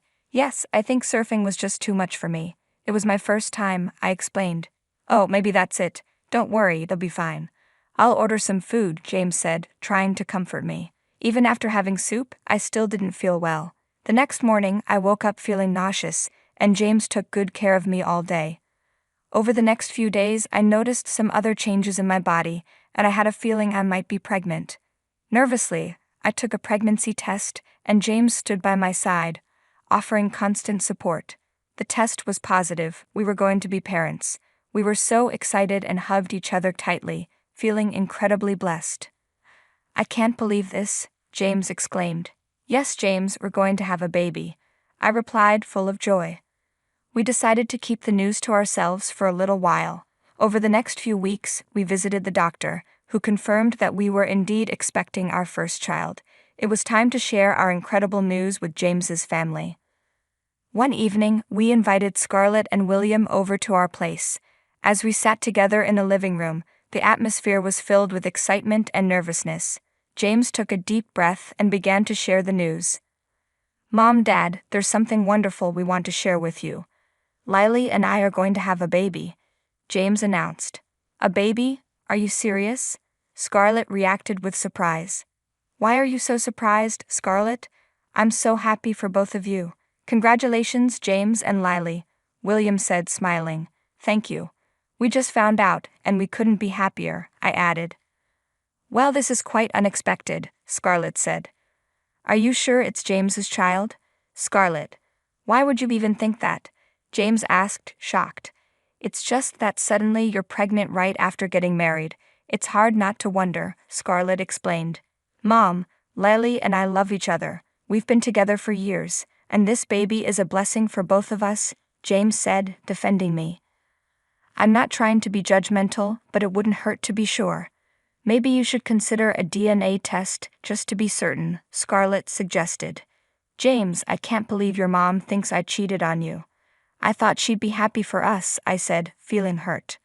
"Mom, we trust each other completely. There's no need for a DNA test. Lily has been faithful, and I have no doubts about our love or our child," James insisted. "Scarlett, this is too much. This is a happy moment for James and Lily, so please stop ruining it. It's late, let's go home," William said, trying to calm things down. "I was just concerned about my son," Scarlett muttered. "Mom, you don't have to worry. We are happy," James reassured her. After dinner, William and Scarlett went home, but they left a lingering feeling of sadness behind. I couldn't help but worry if James might start doubting me like Scarlett did. Later that night, James came into the room, and I was still awake. "Hey, still awake?" he asked. "Yeah, I can't seem to sleep," I admitted. "Lily, it's okay. If you're worried about what Mom said, forget it. You know me, right? I trust you more than anyone in the world," James said, comforting me. "Thank you, James. I've been feeling really sad since the evening, but your words have helped me calm down," I replied, feeling a bit better. "I'm grateful that our love is stronger than any misunderstanding," I said to James. "It truly is," he replied. "Now try to get some sleep. You need to take good care of yourself." As my pregnancy progressed, James became even more attentive and caring. He made sure I had everything I needed, attended doctor's appointments with me, and helped me prepare for the baby's arrival. Together, we created a warm and loving environment for our baby. One day, as we sat in the nursery surrounded by baby clothes and toys, James took my hand and smiled. "Lily, I can't wait to meet our baby. You're going to be an amazing mom, and I'll be right there with you every step of the way." As the baby's delivery date approached, Scarlett seemed more determined to create a rift between James and me. She tried various tactics to separate us, but our love for each other only grew stronger. One day, while James and I were preparing the nursery, Scarlett and William dropped by unannounced. Scarlett had a stern expression as she looked around the room. "So this is where you'll raise my grandchild?" "We've put a lot of thought and effort into creating a loving and safe space for our baby," I explained. "Well, I hope you're prepared for the challenges that come with being parents. It's not as easy as you think," Scarlett warned.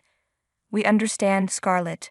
We're committed to supporting and caring for our child together," James said. "We'll see how long that lasts. I've seen many young couples like you who think they can handle it, but reality sets in eventually," she added. "Now, Scarlett, let's not be so negative. James and Lily are mature adults, and I believe they'll make wonderful parents. We should be supportive of them," William said. Despite Scarlett's attempts to sow doubts, James and I remained steadfast in our love and commitment to each other and our unborn baby. We attended parenting classes, read books on raising children, and sought advice from experienced parents. We were determined to face the challenges together as a team. Scarlett made snide remarks about my abilities as a mother and questioned James's decision to start a family so soon, but we didn't let her words get to us. Instead, we leaned on William for support and guidance.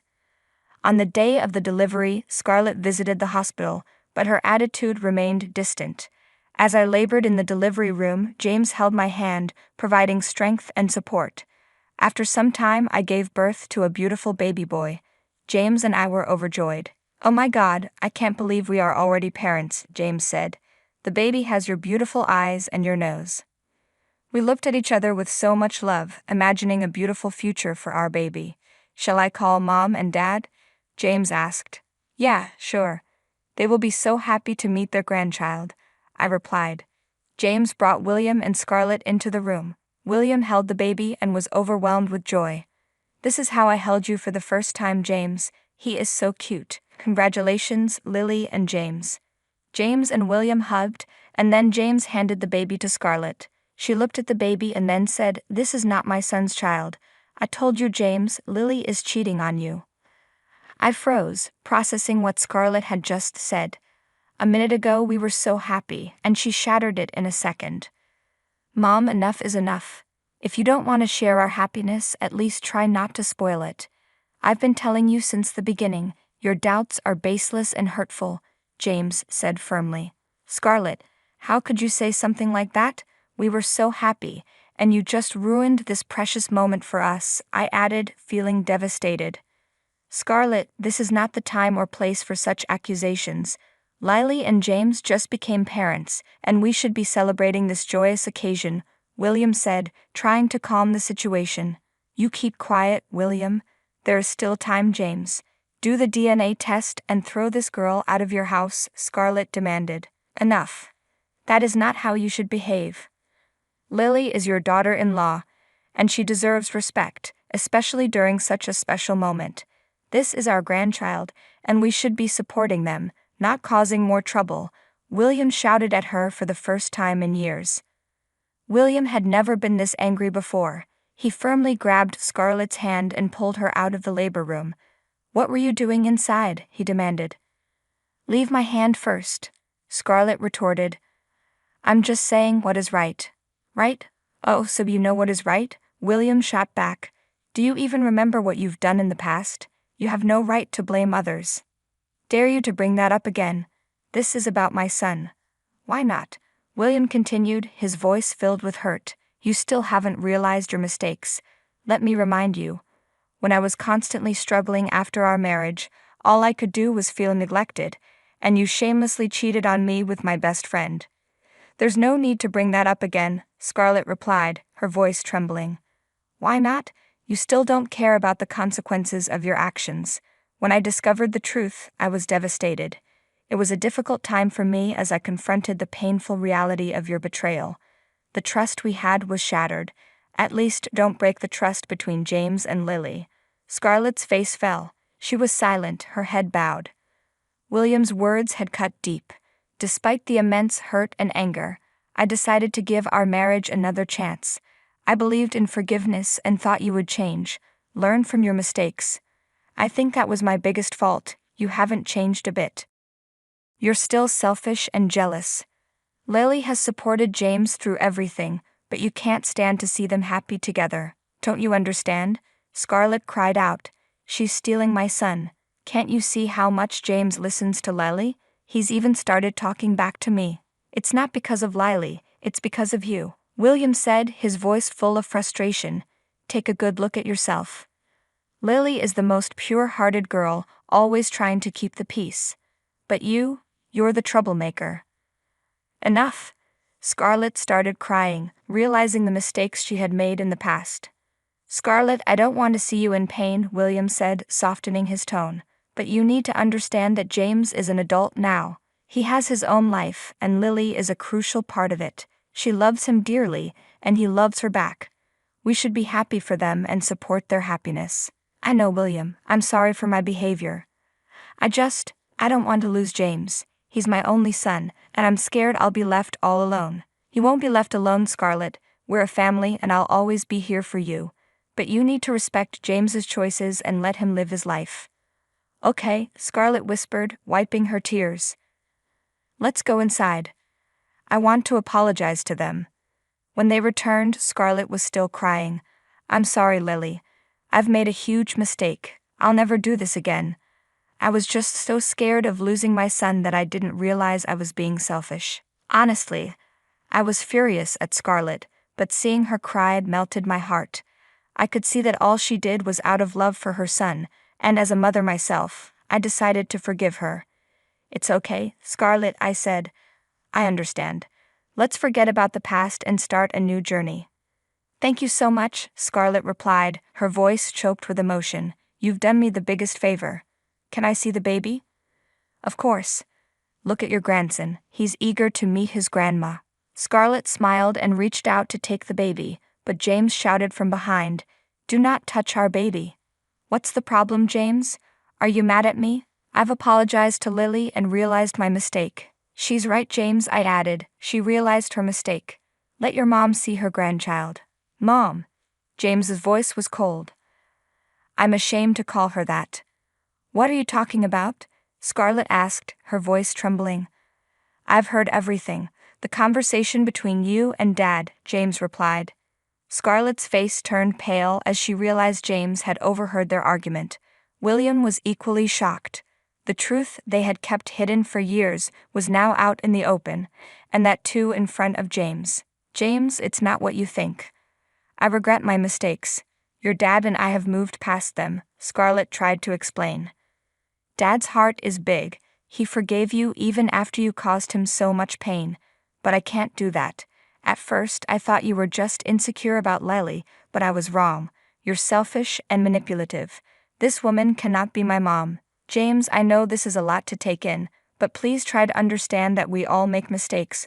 William said gently, your mom deeply regrets what she did, and we've worked hard to rebuild our relationship. Dad, I love you, and I respect your decision to forgive her. But what she did didn't just hurt you. It hurt our family too. I need time to process everything. James, I can't change the past, but I promise you I've changed. I'm not the person I used to be. I've learned from my mistakes, and I want to be a better person, a better mom. I need some space, James said, his voice thick with emotion. I need to figure things out on my own.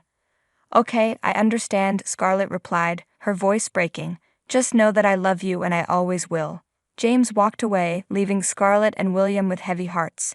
It was a difficult moment for them, realizing the impact of their past actions on their son. Scarlett understood that rebuilding trust and repairing her relationship with James would take time and patience. In the days that followed, James kept his distance from Scarlett, and he never referred to her as Mom again. It was a painful adjustment for everyone, but Scarlett respected his need for space. Despite the difficult situation, James and I focused on our new family, with unwavering love and commitment. We immersed ourselves in parenthood, cherishing every moment with our precious baby.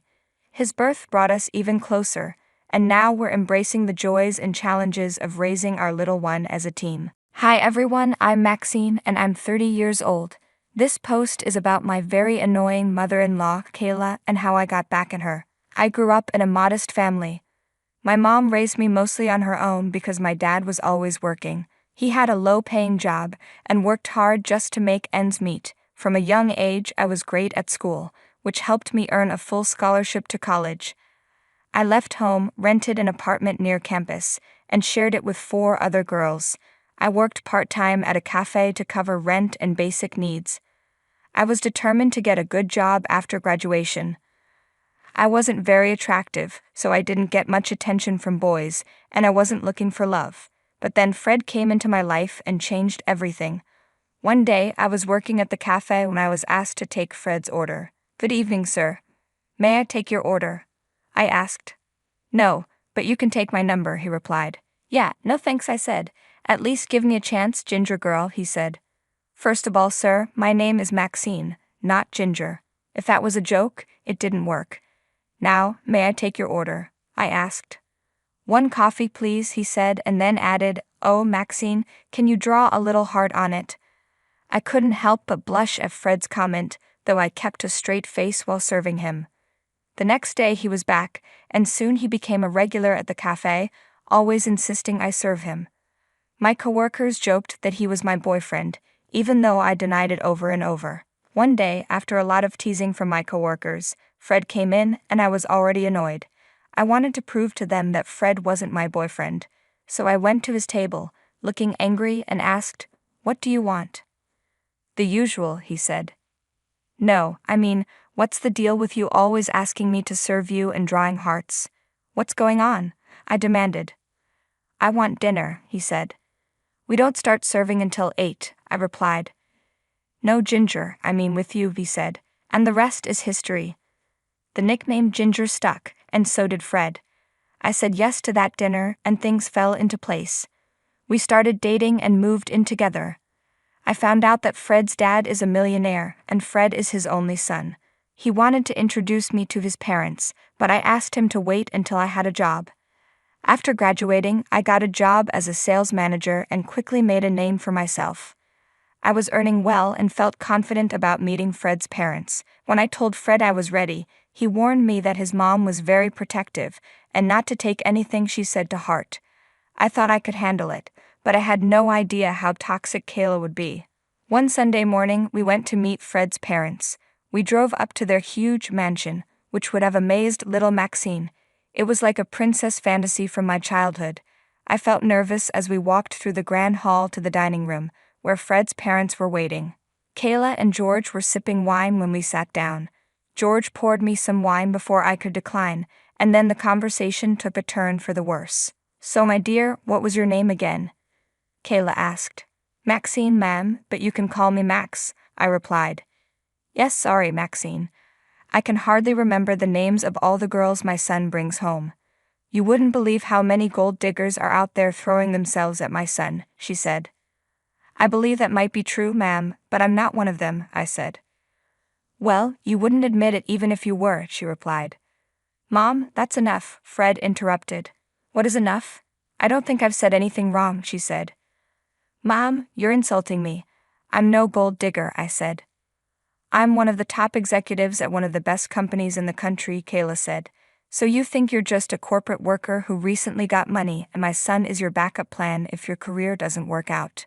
Mom, I've had enough, Fred said. I need to talk to you alone. Kayla looked offended and left the room, followed by Fred. George, who had been quiet until then, said to me, I think you're a smart girl, Maxine. I want you to be part of our family. Don't mind my wife, she's just very protective of Fred. I tried to smile, but I was eager to find out what Fred and Kayla were talking about, so I excused myself and stood behind a door where I could hear them but they couldn't see me. Mom, you need to be nice to Maxine. She has no interest in my money, Fred said. You think you know better than me, Kayla replied. I've seen many gold diggers. Just because she used to be poor doesn't mean she is now. When you met Dad, he was a billionaire. Would you have liked it if people judged you the way you're judging Maxine? Fred, don't you dare compare your marriage to your father's with your short relationship with some random girl who was poor. If you can't respect me, then you and that girl need to leave my house right now. She's not just a fling, and yes, we are leaving, Fred said.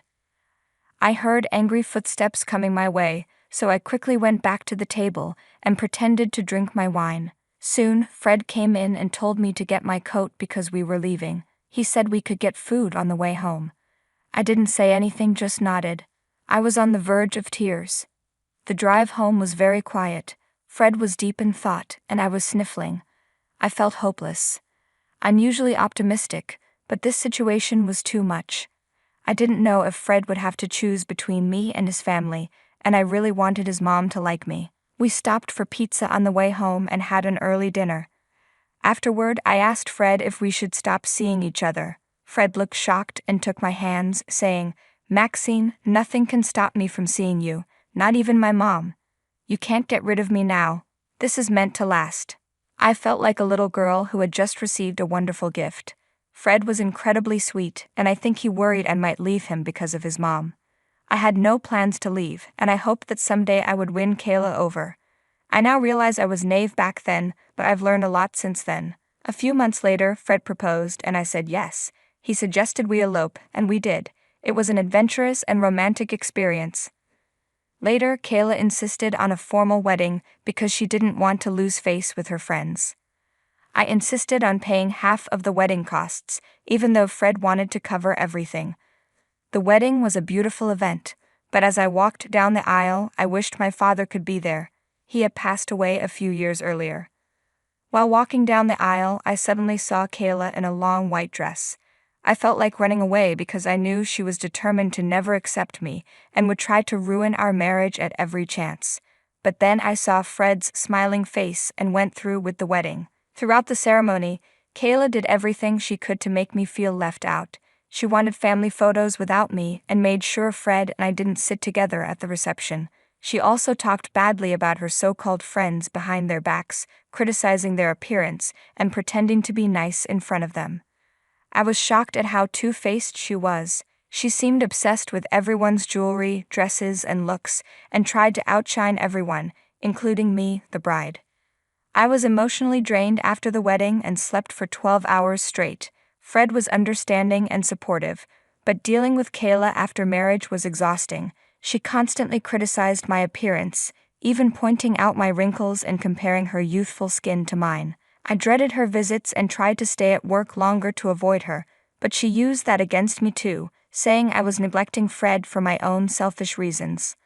I tried to explain that I worked hard to save money for our future baby, but it didn't help. Kayla always insisted that we spend holidays with them, and during those times she would tell Fred he had chosen a poor wife who depended on him. She would criticize the gifts I gave her and praise the ones Fred chose, even though I picked them out. The year I got pregnant was especially tough. My hormones were already making me emotional, and Kayla never missed a chance to criticize my body. When Fred confronted her, she would lie, pretend she didn't know, and blame it on my hormones. Spending 5 days with my mother-in-law that year felt impossible. I decided it was time for Kayla to realize how wrong she had been to me.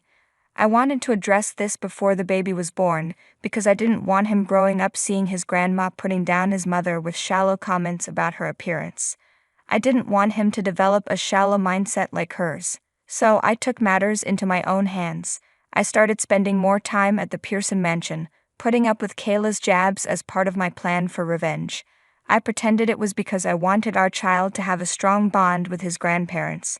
During this time, George was very kind to me, bringing me fruits and chocolates, and he would often organize parties for the kids on the days I visited. Kayla used these parties as excuses to avoid sitting with me. Kayla would loudly complain about me to her friends, calling me the worst. But whenever any of them went to the bathroom or left early, she would criticize them too. I used this to my advantage. I made a note of their names and the nasty things she said about them. I even recorded some of her comments with a small recorder. I'd also snooped around the mansion, and one day I found myself in her private room. I discovered something interesting while snooping around. Kayla had records of her visits to a famous plastic surgeon. She had had Botox done several times, which explained her youthful appearance. I don't have anything against people who choose plastic surgery, but I was against how Kayla hid her treatments while criticizing others who aged naturally, including me for my wrinkles. I documented everything carefully, preparing for my doomsday moment. That year, I decided to give Kayla a parrot for Christmas, a smart and intelligent bird that could mimic sounds and learn quickly. On Christmas Day, Fred and I took the parrot to the Pearson mansion for the Christmas dinner. Kayla had insisted on having a baby shower for me on Christmas. When we arrived, all of Kayla's friends were already there, and George was nowhere to be found, so Fred went to look for him. It was just me, Kayla, and her friends. They exchanged knowing looks and laughed at some inside joke. They started bringing out their gifts for me and making snide remarks. Kayla and her friends were discussing how I should be a stay-at-home mom and what I should use on my face to prevent wrinkles. Then it was time for me to give Kayla the special gift I had brought. I handed her the parrot, and everyone seemed impressed at first. But then something unexpected happened. The parrot started talking. It repeated Kayla's comments about her friends and made fun of their appearance. It said things like, "Did you see Linda's stomach in that dress? It's ugly, and Jenny's dress is horrible." Kayla tried to catch the bird, but it flew up to a high cupboard and continued repeating her comments. It even said things like, "Kayla gets Botox and is ashamed of aging, and Kayla is a liar and two-faced." Kayla was upset and demanded I take the parrot away, but I told her the parrot was just mimicking what it had heard. I suggested she might want to start seeing the good in others instead. I looked around and everyone was shocked. Their faces were red, and one by one, they grabbed their coats, slammed the door, and left. Kayla sat on the couch with her head in her hands. Then she looked up and said, "You did this. You ruined my image, my reputation, everything. How will this ever be fixed?" I told her, "It's not me who ruined your image. If you can't face people now, that's your own fault. Fix yourself, and things will get better." Kayla yelled back, "Don't lecture me. You're after Fred's money, aren't you? I'll make sure you don't get a penny." The parrot continued to mimic her comments, saying, "Kayla is a gold digger. Kayla is a hypocrite." Fred walked in, saw the commotion, and put the bird back in its cage. Kayla immediately complained, "Fred, your wife did this. Tell her off." Fred asked, "What do you mean, Mom?" Kayla continued, "Maxine brought the bird. You must have forced her. We'll get custody of our grandchild and hire the best lawyers. We'll make sure she loses her job and every penny she has. How dare you make us look bad?" Fred said, "I'm not divorcing her, Mom. The parrot was just mimicking what it heard. It's clear you said those things, and now you see how obnoxious you are to Maxine. It was about time you knew." Kayla was shocked and turned to George, who was looking at the orchids in the garden. She yelled, "George, are you going to stand up for my dignity? Your son has been turned into a puppet by this gingerhead witch. Make sure she loses her job." George replied, "Actually, I can help with that. Maxine, would you like to join my company's sales department? You can work from home, and we'll pay you more than your current job." Kayla was furious. "What is wrong with all of you? She disrespected me and ruined my reputation." George calmly said, Maxine gave you a wonderful gift. How you choose to handle it is up to you. George asked, do you think we have a strong case against Maxine? Fred said, I'm not sure. George then turned to me and said, so Maxine, what do you think of my offer? I responded, I would love to take up your offer, George. Kayla looked furious and kept glancing at me, George, and Fred. I had tears in my eyes, but they were tears of happiness. I asked George if I could call him Pops, like I called my own father. He hugged me, and I felt truly blessed. Meanwhile, Kayla packed her bags and threatened to go live with her maternal relatives. Fred told her that if she left, she would miss the birth of her grandchild. Kayla said she didn't care and was better off without us. To her surprise, George didn't try to stop her, and Fred was furious at her for not caring about our baby. Kayla took a cab and left. I gave birth to a healthy baby boy in February, and both George and Fred were thrilled. My mother came from the country to visit and brought homemade cookies and brownies, which George enjoyed immensely. The month was filled with happy memories as we celebrated George Jr.'s arrival. In mid-March, Kayla returned when she realized she couldn't pay her credit card bills. She made a big fuss, claiming she hadn't been informed about the birth of her grandson. Fred reminded her that she had said she didn't care about the baby before she left, so we decided to let her be. Kayla then denied ever saying she didn't care and started to cuddle the baby. George asked Kayla to apologize to me. She acted surprised and said she didn't know what she should apologize for. When George listed the things she had done wrong, Kayla reluctantly mumbled an apology. Honestly, that was more than I expected from her. I accepted Kayla's apology gladly. That night, Fred told me he plans to keep his contact with his mom to a minimum. He didn't want our child to grow up hearing negative things about us or his grandpa from Kayla, and I agreed with his reasoning. I had been worried about this but didn't want to bring it up myself because I didn't want Fred to cut off his mom just because of me. It was a relief when Fred brought it up on his own. Since December, I've been working from home for George's company.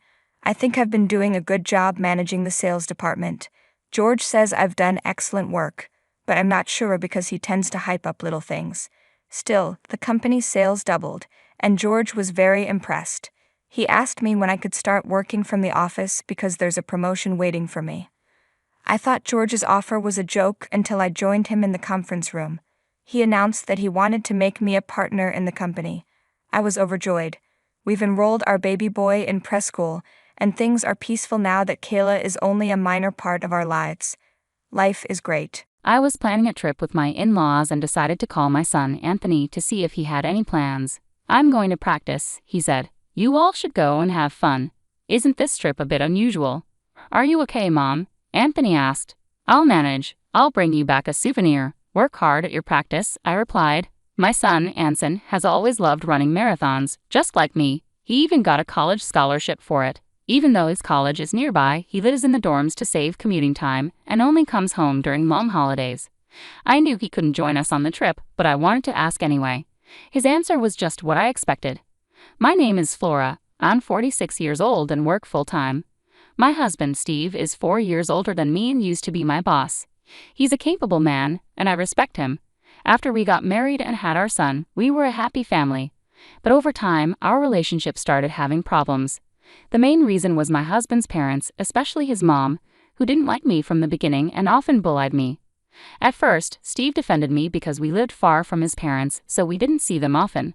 But when Ensign wanted to attend a high school near my mom's house because of his love for marathoning, things changed. I was the one who got him into running since I used to run marathons and still do sometimes. I was happy he enjoyed running like me, so I convinced Steve to move closer to the high school Anson wanted to attend. Steve applied for a transfer at work so we could move, and Anson got into a good university because of his high school, so it worked out well. The day before our trip, Steve said, "Go get the rental car tomorrow morning and pick up my parents on your way back." I was confused and asked, "Why am I the one renting the car? What are you going to do? I'm exhausted from work, so I'll sleep until the last minute. Once you pick up my parents, come back and I'll drive from there. It's on the way to where we're going anyway," Steve explained. I understood his reasoning, but I was also very tired. Even though we both worked similar hours, I did all the house chores. When I thought about it, we used to share chores equally. But since moving closer to his parents, they started visiting often, and the balance shifted. Whenever his mom saw Steve doing chores, she strongly disapproved. Housework is the wife's job. The breadwinner shouldn't do it. Isn't that right, Flora? Steve's mom would say, giving me a stern look, and I would nod in agreement. This kept happening until Steve stopped doing any chores at all. While it was partly Steve's fault, I felt his mom influenced him a lot. Steve even started repeating what his mom would say, agreeing with her views. I am sometimes the breadwinner in our family, but it felt pointless to try to fix things, and I didn't have the energy to even try. Steve had changed a lot in the past few years. His work performance seemed to be getting worse, and he often took out his frustrations on me. I realized that our giving back only caused more problems, so I decided to just accept the situation. It seemed like the least stressful way to live. I thought about divorce sometimes, but I worried it might hurt our son's chances of getting into college if we became a single-parent family. So I put that idea aside. Instead, I started thinking of my husband more like a pet than a person, which surprisingly made me feel less stressed. Eventually, I realized that getting a divorce wasn't worth the effort, and that's how I ended up where I am today. I agreed to this trip because it was to a resort I really loved. I knew I could have a great time even if I ended up doing things alone. Honestly, I was ready to do separate activities from my in-laws and husband if necessary. Maybe they invited me mainly to drive, but since both my husband and father-in-law could drive, I figured it would be fine. I played along with the idea that our spoiled dog was being demanding again. My husband asked me to pick up the rental car, so I went to my in-laws' house. "Flora, you're late. Is this the car for today? You should have rented a bigger one," my mother-in-law said. "Well, it's better than your tiny car, at least," I replied. "The car we usually use is one I bought myself, even for commuting to work. I assumed I'd be its main user since I paid for it. We don't often travel out of town, so I thought a small car would be enough. Plus, I loved its interior design and color, so I bought it. My husband would use it without asking and show his parents around in it. My mother-in-law criticized the car's size and acted like I could only afford a small car. I suggested we use my father-in-law's car for the trip, but he didn't want others driving it and didn't want to do all the driving himself. So we rented a car, but I wasn't consulted about this. I found out that I'd have to pick up the rental car and drive it while they sat comfortably in the back seat. It made me want to tell them to arrange their own transportation. I was really tired. In the end, even though my husband said he'd help with the driving, he slept through the entire trip. My father-in-law refused to drive unless it was his car, leaving me to drive the whole way while my husband napped in the passenger seat. My father-in-law constantly criticized my driving, giving me suggestions too late or questioning my decisions at traffic lights. It was just added stress. My mother-in-law joined in, criticizing my driving too. I found it annoying to be critiqued by someone who couldn't drive herself, especially since my father-in-law had been in many accidents and should have given up his license. My mother-in-law insisted he was just unlucky and a good driver. I didn't want him to drive me around anyway. I didn't mind driving, but I wished he would stop interfering. When we arrived at the resort, my husband finally woke up, tired from a day in the car. We followed my in-laws' suggestion to relax at the hotel instead of doing any activities outside. I enjoyed the chance to unwind, swimming in the pool and exploring the hotel grounds. It was a nice way to spend the day after a delicious dinner and a relaxing spa visit. I returned to our room to find my husband already asleep. I wasn't sure what my in-laws were doing next door, but they were probably asleep too. I went to bed, and when I woke up to the fresh morning air, my husband was still asleep. With some time before breakfast, I decided to take a walk. But when I returned, I found an unbelievable sight. My husband was gone, and his things were missing too. I frantically searched the room and tried to contact my in-laws next door, but there was no answer. At the front desk, I learned they had already eaten breakfast an hour earlier than I was told. It seemed they had left me behind. I also had to pay for the hotel checkout by myself. Was my mother-in-law's offer to pay for our stay just a trick? With no other choice, I paid for both rooms and left the hotel, only to find there was no car waiting for me. While I was thinking about what to do next, my phone rang. It was my mother-in-law. Where are you now?" I asked, confused about the situation. My mother-in-law chuckled in response, "Just enjoying some quality family time since we're on vacation." "I see, but why didn't you all just leave together from the beginning instead of leaving me behind?" I couldn't help but ask. "Wow, Flora, you did express interest in joining us, didn't you?" "That's why we decided to bring you along," she replied casually. I remembered mentioning that I wanted to visit this resort while watching TV with my husband. Was that what he remembered? Normally, it would be sweet if he remembered my casual comments, but this time it felt like he used it to annoy me. Besides, I was the one who did most of the driving to get here. Why should I be reminded that I was brought here by my mother-in-law, who neither drove nor contributed any money? Beyond anger, all I could do was sigh. Fine then, let's go sightseeing as a family and head home afterward, I suggested. You can do some sightseeing too, Flora, and then come back. We're not sure how you'll get back, but you're good at marathons, aren't you? Just run back, my mother-in-law taunted, her laughter making me more frustrated. If Steve is driving, put me on speakerphone so he can hear me, I demanded, my anger boiling over. As soon as I made the request, it seemed my mother-in-law transferred the call, and my husband's voice came on the line.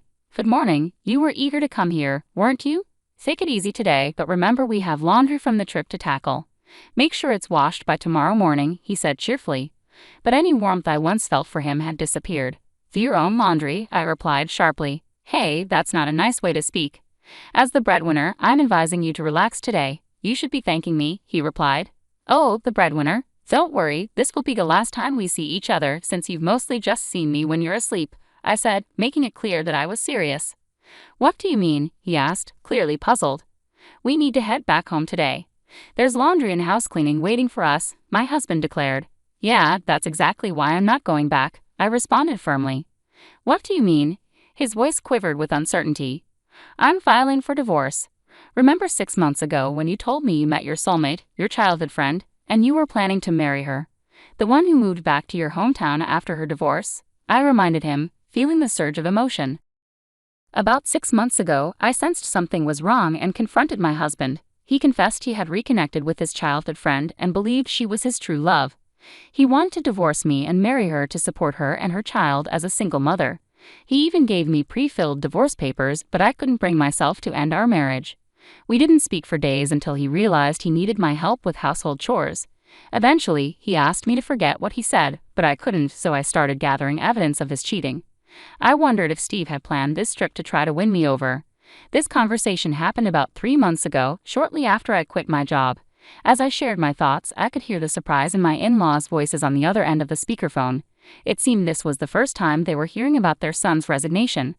I remember when you said you were leaving your job. I was worried about you finding a new one and disagreed with your reasons, didn't I? I continued, recalling the exchange. You were confident and assured me you'd find a new job quickly. Yet here we are, and you've only managed to secure a part-time position. I can't help but wonder when you'll find something more stable. As Steve remained silent while driving, I took the chance to share my thoughts. I've been imagining you as a dog to cope with the stress, but then I realized I might as well get a real one, I said firmly. So I'll be filing the divorce papers. Enjoy your family vacation. My in-laws were shocked, and my husband tried to say something, but I hung up the call without a second thought. I decided to enjoy sightseeing before heading home, and I explained the situation to my son over the phone. His response was simple. I told you so. While his reaction was expected, it felt a bit lighter than I anticipated, given that he already knew what was going on. When I returned from the trip, I didn't go back home. Instead, I put my sons and my belongings in a self-storage unit, just in case. With only the essentials, I went to a real estate agency. The sales representative, who I had become friendly with and shared drinks with a few times, greeted me warmly. She was from my generation, so she was easy to talk to. Over drinks, I had told her about my husband and in-laws and asked her to let me know if any properties became available. That day, I signed a contract for my own place. Having a new home made me feel relieved, and I went to the city hall to submit the divorce papers, which went through without any problems. Finally, I returned the many calls my ex-husband had made. Hello, I began, keeping my voice steady. The divorce papers have been accepted. We are now officially strangers. My husband's panicked voice came through the phone. Are you serious about the divorce? I ended things with her. It's just you now. You didn't like me looking at other women, right? Well, now I'm only focused on you. Please come back without any worries. But his words only made me feel disgusted. What are you talking about? I never tried to please you in the first place. And you didn't end things with her, did you? You were dumped because you couldn't find a job and had no money, right? It turned out my husband's mistress was acquainted with the sales representative who helped me find my new place. What a small world. She had listened to my husband's mistress's complaints about him, saying she was his current girlfriend. Apparently, after he quit his job and started working part-time, she saw no reason to stay with him and ended things. But a fling is just a fling. I'll definitely be seeking compensation. That's correct. Even though they split up now, he still cheated, and there's evidence. Compensation. I already told you, we broke up. It's just you now. I could only let out a sigh. So, you're saying that now you're single, you're considering another affair. I don't care what you do, but I'm done being taken advantage of. You didn't even notice your things were missing from the house because you didn't care, did you? I'm not coming back, so throw away whatever you don't need. With that, I ended the call. Even after this, my ex-husband kept calling me, and my former in-laws reached out too. But I have no intention of going back to that house. My ex-husband still hasn't found a job, can't afford the rent, and has moved back in with his parents. Meanwhile, my ex-father-in-law continues to drive recklessly and recently crashed into a neighbor's fence with my ex-mother-in-law in the car. Thankfully, no one was injured, but they didn't have property insurance and had to borrow money to cover the repair costs. All of this was detailed in an email my ex-husband kept sending me. I find his misfortune somewhat amusing. While I don't respond, I haven't blocked his emails either, quietly enjoying the spectacle. After moving to a pet-friendly property, I got a small dog and found that I enjoyed caring for a pet more than I did for people. My son, worried about me being alone, has started visiting on weekends, a change from only coming during long holidays. Each day now feels fulfilling. Maybe this weekend I'll visit that resort town again for the first time in a while. I was completely taken aback when my husband Jonathan unexpectedly suggested that I should move back to my parents' house, even though they were already living with us. His sudden declaration left me stunned, yet he seemed to think he was being entirely rational. He bluntly asked, "Do you have a problem with that? Don't argue with me. I'm fine with divorcing you if you do." His recent behavior had been cold and distant, and I had my grievances too. I had considered the possibility of divorce myself, but it didn't seem right for him to force me out of our home. As I stood there in shock, I thought to myself, I'm the one paying $3,200 for our expenses. Does he even acknowledge that? He grew agitated and demanded, "Leave this house now. My parents won't feel comfortable with you here." I couldn't understand why I needed to leave, but I agreed, saying, "Okay, I'll take all my belongings with me." Once I consented, he appeared pleased and abruptly said, "Then do it," before walking away. Immediately, I contacted a store to sell my things. My name's Betty, and I live with Jonathan, who is 3 years my senior. We met through mutual friends, and what started as a casual meeting quickly evolved into spending an entire day together. Jonathan expressed his aspirations of becoming a voiceover artist, and I was captivated by his resonant voice. I've always had a fondness for soothing tones. It seemed he felt the same attraction, as we exchanged numbers and planned more outings. Before long, we found ourselves in a relationship almost effortlessly, without ever formally discussing it. I had just graduated from college when we met, and dating someone with a bit more life experience like Jonathan was thrilling. My friend Laura expressed concerns about our 3-year age difference, but I assured her it was no big deal. I genuinely liked Jonathan and felt his affection in return, so I wasn't worried. Eventually, Laura came around, trusting my judgment. Jonathan and I had been together for 2 years when he broached the subject of marriage. I had already spoken to my parents about him, including his age, and they were eager to meet him, harboring high hopes for our future. I often wondered when he would propose, and it turned out to be during one of his regular visits to my apartment. We were just lounging and enjoying each other's company. It wasn't the most romantic setting, but it was very much Jonathan's style, and I was fine with it. When he popped the question, I simply responded, "Sure, let's get married." Perhaps we both approached the whole thing with a laid-back attitude. After the proposal, we visited each other's parents. However, I didn't quite click with Jonathan's family. When we arrived at his parents' home, the place was decorated with items that seemed to mimic old-fashioned luxury, but felt insincere. His parents were dressed in costly attire and adorned with flashy jewelry, giving off an air of trying too hard to appear affluent. Our tastes and values appeared to be quite different, and I doubted we'd get along well. During the visit, Jonathan's mother even made a disparaging remark about my appearance, which was hurtful. I was taken aback by the behavior of the family of the man I intended to marry, but ultimately, I reminded myself that I was committing to Jonathan, not his family. As Jonathan and I prepared to get married, I reassured myself that it was okay if I didn't particularly enjoy his parents' company. I wouldn't have to spend much time with them, so I chose not to let it trouble me excessively. After our wedding, as we settled into our new condo, I noticed that Jonathan seemed preoccupied with something. One day, he suddenly asked, "Hey, who was that woman in the blue dress at our wedding?" Considering there were several guests in blue, I couldn't immediately pinpoint whom he meant. "Which woman in a blue dress?" I asked, trying to recall. "You know, the one who gave a speech as your best friend," he clarified. Are you talking about Laura? I replied as it clicked that Laura had worn a blue dress. Yes, that's her, Jonathan said, his tone reflecting some unease. What's wrong with Laura? I inquired, puzzled by his concern. Oh, it's not a big deal, he dismissed. The other day, I thought I saw someone who looked like her when I was on my way to work. That reminded me she was your best friend who spoke at our wedding. I was a bit baffled by Jonathan's sudden curiosity about Laura and his flustered response. But before I could delve deeper, he laughed it off and retreated to his room. Shortly after this conversation, Laura called me, bubbling with excitement. Listen, Betty, my boyfriend's coming back to Canada next year, she shared. Laura and her boyfriend had been dating since high school, having known each other since they were kids. He had moved away during middle school, but they maintained their bond through letters and eventually reconnected in high school, where he expressed his feelings for her. I've always enjoyed Laura's romantic tales.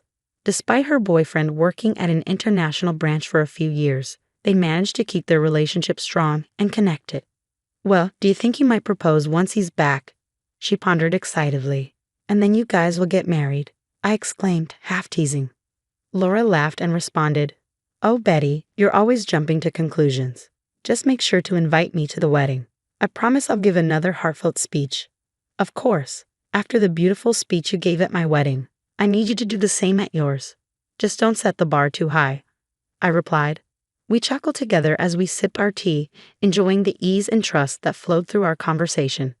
We had always been there for each other, ready to listen whenever one of us faced any issue. Around this time, I started noticing changes in Jonathan's routine. He began returning home increasingly late. Working late again today? I asked one evening. Yeah, you think I shouldn't work or something, he retorted. Even after our marriage, Jonathan clung to his dream of becoming a voiceover artist. He was dedicated, juggling part-time jobs to fund his voice artist classes. Unfortunately, all his earnings from these jobs were funneled straight into his training, leaving me to cover all our living expenses. This situation made it difficult for us to save any money together. As time passed, it became clear that Jonathan was not willing to compromise on his aspirations for the sake of our financial stability. My concern grew as he put in excessive hours at his part-time job, which only added to our financial strain. Hey, haven't you been working too much lately? They shouldn't be making you do so much overtime, even if it's just a part-time job, I mentioned one day. I told you I'm fine. More money is always better. Just keep your opinions to yourself, he snapped back. By then, Jonathan had become distant, no longer even using my name when we spoke. Since our marriage, Jonathan had begun to address me merely as you, and I had expected him to speak to me with kindness and more frequently. However, his words were often harsh. His once gentle voice had grown rough, and his drinking had increased significantly. At times, his voice even sounded hoarse, which was concerning given that voice artistry demanded a healthy voice. Despite this, he seemed disinterested in discussing his health and increasingly avoided conversations with me. Eventually, he started ignoring me altogether, even when we were in the same room. Amidst these challenging times, Laura called me. She mentioned she had something important to discuss. Given my concerns, I suggested we meet up, eager for a conversation with Laura. We decided to meet at a cafe and chose a booth with a private seating area. Laura selected our booth carefully, a spot where the counter and staff could easily see the entrance. You chose this booth specifically? I asked, noticing her cautious approach. Yes, she replied. I wanted a spot where the staff could see if there was a suspicious person outside our door. A suspicious person? Is that related to what you wanted to discuss? I asked, connecting the dots. Laura nodded, her expression tense. She explained that ever since she left her job about a month ago, she felt like someone was following her. Now, she even felt watched on her days off. The reason she picked a booth with a clear view was that she suspected the person stalking her might try to eavesdrop on our conversation. Did you talk to the police about it? I asked, concerned. I tried, but since there's no direct contact, they can't do much, she sighed. What about your boyfriend? Isn't he coming back in a month? I inquired, hoping she had some support. I thought I'd discuss it with him too, but I wanted to talk to you first. Someone close by, she explained. I understood her need for immediate support. Laura hadn't managed to get a clear view of her stalker, making the situation even more unnerving. She was too frightened to discern whether her stalker was a man or a woman. I decided to discreetly watch from a distance to try and identify who was following her. During this time, I was struggling with my troubled relationship with Jonathan and found it hard to open up about it. But as I kept an eye on the situation, I made a shocking discovery. The person shadowing Laura was none other than my husband, Jonathan. Jonathan often claimed he had to work late, but I noticed that after his shifts, he lingered near Laura's workplace and followed her as she left. I was stunned to realize that the person causing my best friend such fear was my own husband. Witnessing Jonathan tracking Laura with a creepy, unsettling grin completely changed my perception of the man I had married. The man I had fallen in love with now seemed like a stranger, and the love I thought would last forever turned cold. I knew I had to tell Laura the truth. I urged her to move immediately for her safety. With the help of her colleagues, she arranged for someone to drive her from the underground parking lot directly to her new residence. We took these precautions to ensure her safety as Laura made her escape. Jonathan's frustration intensified when he realized Laura had moved away. Eventually, his pent-up anger erupted. "My parents are going to live here, so you need to go back to your parents' house," he demanded abruptly one day. I was taken aback by his sudden and unreasonable demand. "If you have a problem with that, then I'm fine with divorcing you," he threatened, losing his temper. Though I had my grievances and had even considered divorce before, the reality of our deteriorating relationship hit me hard at that moment. I couldn't believe that Jonathan thought he could just kick me out of our home.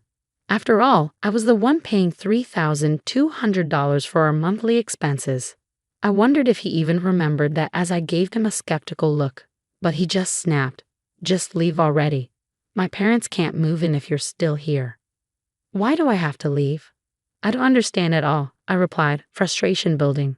Despite my confusion and frustration, I calmly said, "Okay, I'll take everything I bought with me." Seeing me agree, Jonathan impatiently told me to hurry up and walked away.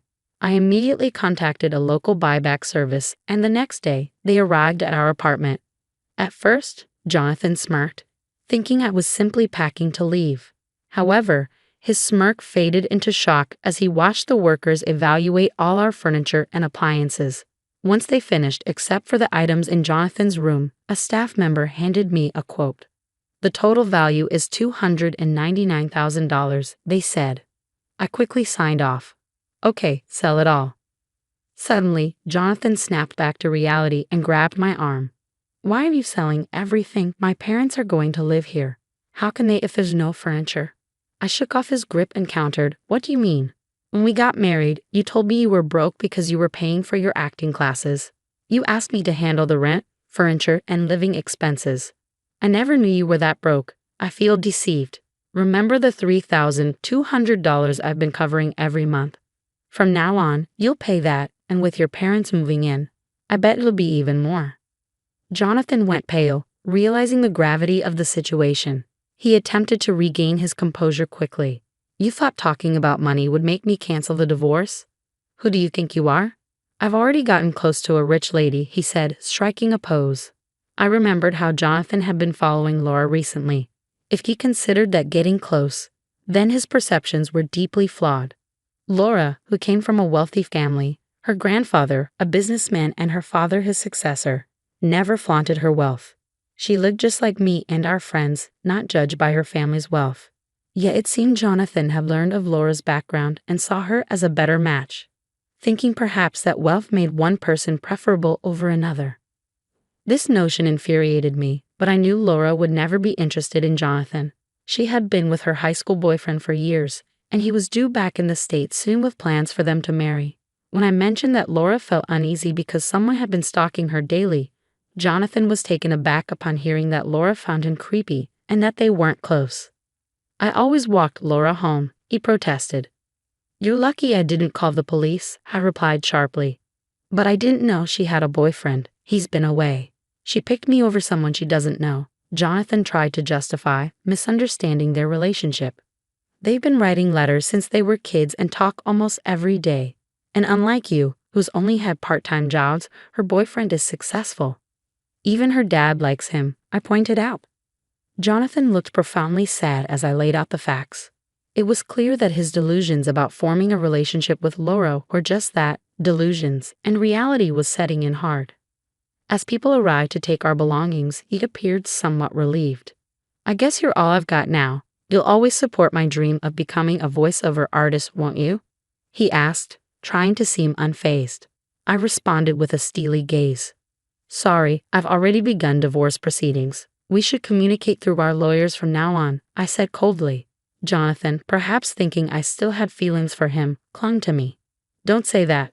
Haven't we been getting along all this while?" "Getting along? Ever since you discovered my best friend Laura is wealthy, you've become distant and started spending time with her. Right after our wedding, I realized then that I had made a mistake," I continued. Jonathan broke down in tears. Despite being older, his childish weeping made him even less endearing to me. I could no longer bear to be near him. "Enough," I snapped. "I've also informed your Uncle Anla about the divorce. You know he's a tough man. Well, he's decided you'll work for him, which means I can no longer support your voice artist dreams. You barely practice as it is. It might be time to accept reality and stay away from Laura, or I'll call the police." With those final words, I left, determined not to look back. For now, I would stay with my parents, though I considered moving closer to my workplace if I found a suitable place.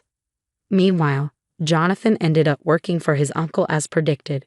His parents, who had planned to rely on him financially after his marriage to Laura, also moved in with him, all working for the uncle. It seemed that exploiting others was a family trait. I felt relieved to escape that toxic environment. Age wasn't the significant factor, but I vowed to be more cautious in choosing my next partner. On a happier note, after settling things with Jonathan, Laura invited me to her wedding. She introduced me to her long-term boyfriend, and I genuinely wished them happiness. Hi there, my name is Rita, and I am a 35-year-old woman. For a couple of years, I was paralyzed because of a car accident. It was a tough time for me, but I was grateful to be alive. The accident opened my eyes to the true colors of my husband at the time, Sam. I met Sam at the movies. It might sound a little crazy, but we both happened to go to see the same movie alone and ended up sitting next to each other. We started talking and joking about the movie. When we left the theater, I got a good look at his face and was struck by how handsome he was. We didn't want to stop talking, so we went to a nearby cafe for coffee. That one spontaneous date led to many more. Sam was a great guy. He was funny and knew how to make every moment enjoyable. He came from a wealthy family, so he often spoiled me. I had a lot of fun with him. After dating for 4 years, he proposed to me, and I was excited to live a good life with him. The next couple of years were great, or so I thought. Looking back, I see there were issues that I ignored because I loved him, but I still had a good time with him. Of course, like any couple, we had our fights. One day, during an argument, we got into a car crash. I don't remember what we were arguing about, but I do remember that we were yelling at each other. In a moment of anger, while driving, Sam pulled out his phone to send a text.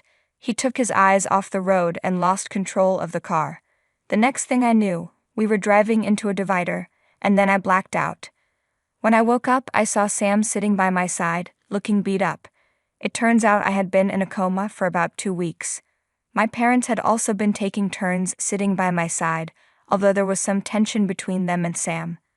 I guess he had told them the truth about what happened. The first thing I noticed was that I couldn't feel my legs. I panicked, and the doctors rushed to do some tests.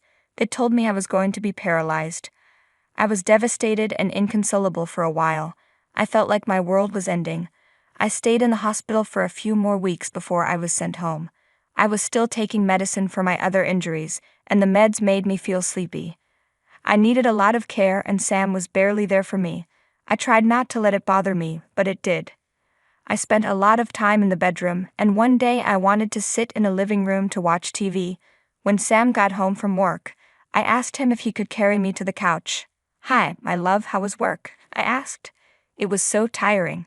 I just want to take a hot shower and relax," he replied. "You go do that, but before you do, could you carry me to the couch so I can watch some TV?" I asked. "Are you serious? Does me being tired mean nothing to you?" He snapped. "I'm sorry, I didn't mean to," I said. "You didn't mean to? You always make things worse for me," he shouted. "I'm sorry, I just feel like I'm going insane because I'm always stuck in here. If it was such a big deal, You could have just said no, I said. Whatever. I can't do this anymore, he said. What are you talking about? I asked. I can't deal with you. You're so tiring. I hate it. I deserve better than this. I'm done. I'm leaving, he said. You can't leave me. How am I supposed to do anything in this state? I cried. I don't know, and I don't care. Do what you like. Bye, he said. I was beyond heartbroken. I know caring for someone who is paralyzed is not easy. It's a full-time job. But we vowed to stay together through sickness and health, and I was paralyzed because of his reckless driving.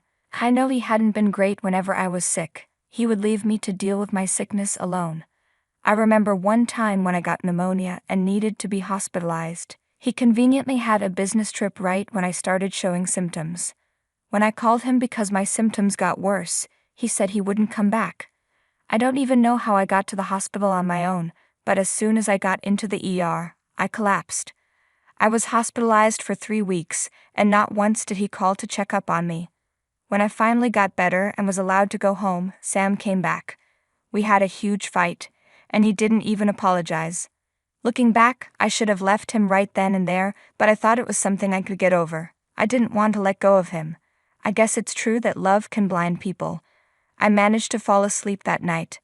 The next morning, I needed help getting out of bed, but I couldn't do it myself. I can't even begin to describe how helpless I felt. I remember breaking down again before I was stable enough to call my mom and ask her to come over. My mom must have heard the pain in my voice because she came over immediately. I always kept a spare key under one of the flower pots at our front door, so my mom used it to get inside. She found me in bed looking like a complete mess. She quickly helped me out of bed and freshened me up. It felt comforting to have my mother take care of me like she used to when I was a child. Once I was back in bed, my mom asked me where Sam was. I'm not trying to say that I don't want to help you, darling, but where is Sam? She asked. He left, I replied. Left? What do you mean? She asked. Last night we had an argument because he just got back from work and was too tired to take care of me. All I asked him to do was move me to the living room so we could watch TV together. That's hardly a difficult task, she said. No offense, darling, but you barely weigh much. I've seen him carry your drunk brother from the driveway to his room upstairs when they went drinking together after work, and your brother is massive. I know, but he thought that was asking too much. He told me he couldn't keep doing this for the rest of his life, so he just left. That son of a gun, she exclaimed. How could he do that to someone he claimed to love? If your dad got paralyzed, I would be there with him no matter how tired I was. That's what love is. Yeah, I wish I knew that. He's done this before too, you know. Whenever I've been sick, he's left me to deal with it alone. I guess I just hoped my being paralyzed would be different, I said. Oh, sweetie, why didn't you tell us about this? She asked. I don't know. It was embarrassing. I mean, what kind of partner does that? Besides, I loved him too much to leave or talk bad about him, I explained. Okay, well, I don't love him too much, she said. I'm going to call his dad. Bill will definitely be able to get a hold of him. Let's see what happens. Of course, she didn't do that right away. I was still her first priority. She made me food and helped me bathe. She helped me get into the living room, where we spent time watching reality TV and just enjoyed being together. My medication made me feel sleepy, so sometime in the late afternoon, I fell asleep on the couch. When I woke up later that night, my mom had dinner ready for me. While we ate, she told me she had called Bill and told him about what Sam had done. Bill promised her he would take care of it, but he asked if it would be possible to invite Sam over so he could talk to him in front of us. I didn't know what Bill had in mind, but I knew that Bill loved me and considered me to be like his own daughter, so I was sure he would give Sam a piece of his mind. I wanted to be there when it happened, so I told my mom that Bill was welcome to handle things however he wanted. About a week later, I saw Bill. By this time, my mom and dad had moved in with me. My dad was angry and ready to confront Sam, but my mom and I convinced him to let Bill handle it instead. When Bill came over, he apologized for Sam's behavior. He said, "Rita, I'm so sorry for everything Sam has done. I talked to him the other day and found out that this has been a recurring issue in your relationship. I'm really sorry about it." My dad replied, "We appreciate you coming here and apologizing, but my wife and daughter have told me you're going to do something about it." If you don't, I will find Sam and deal with him myself. Bill reassured us, saying, I have plans, but you're also free to do what you feel is necessary. First, I'm disowning him. This is not the son I raised. Second, I will personally cover all of Rita's medical treatments. I'll make sure she can walk again if it's the last thing I do. I was deeply touched. Bill, that means so much to me. Thank you from the bottom of my heart. I'm so grateful to you. Bill responded, You deserve better than Sam. I was going to send him money to help you get better, but I'm glad I didn't because he would have probably spent it on himself. My dad added, Thanks a lot, Bill. We owe you. Bill shook his head. No. If anything, I owe Rita for putting up with Sam. There's one more thing I'd like to do. If it's okay with you, I want Sam to come over this weekend because I want him to see what happens. We agreed, and Bill added, Rita, you have your first appointment with a new specialist tomorrow.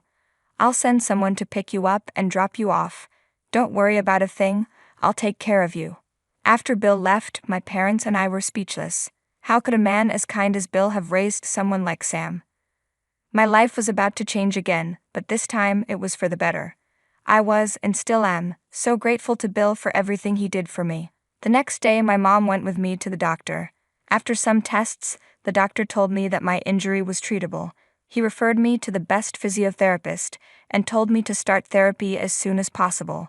I was so happy to hear this that both my mom and I burst into tears of joy. I was going to be able to walk again and feel my legs. When we got home and told my dad, it was the first time I saw him cry.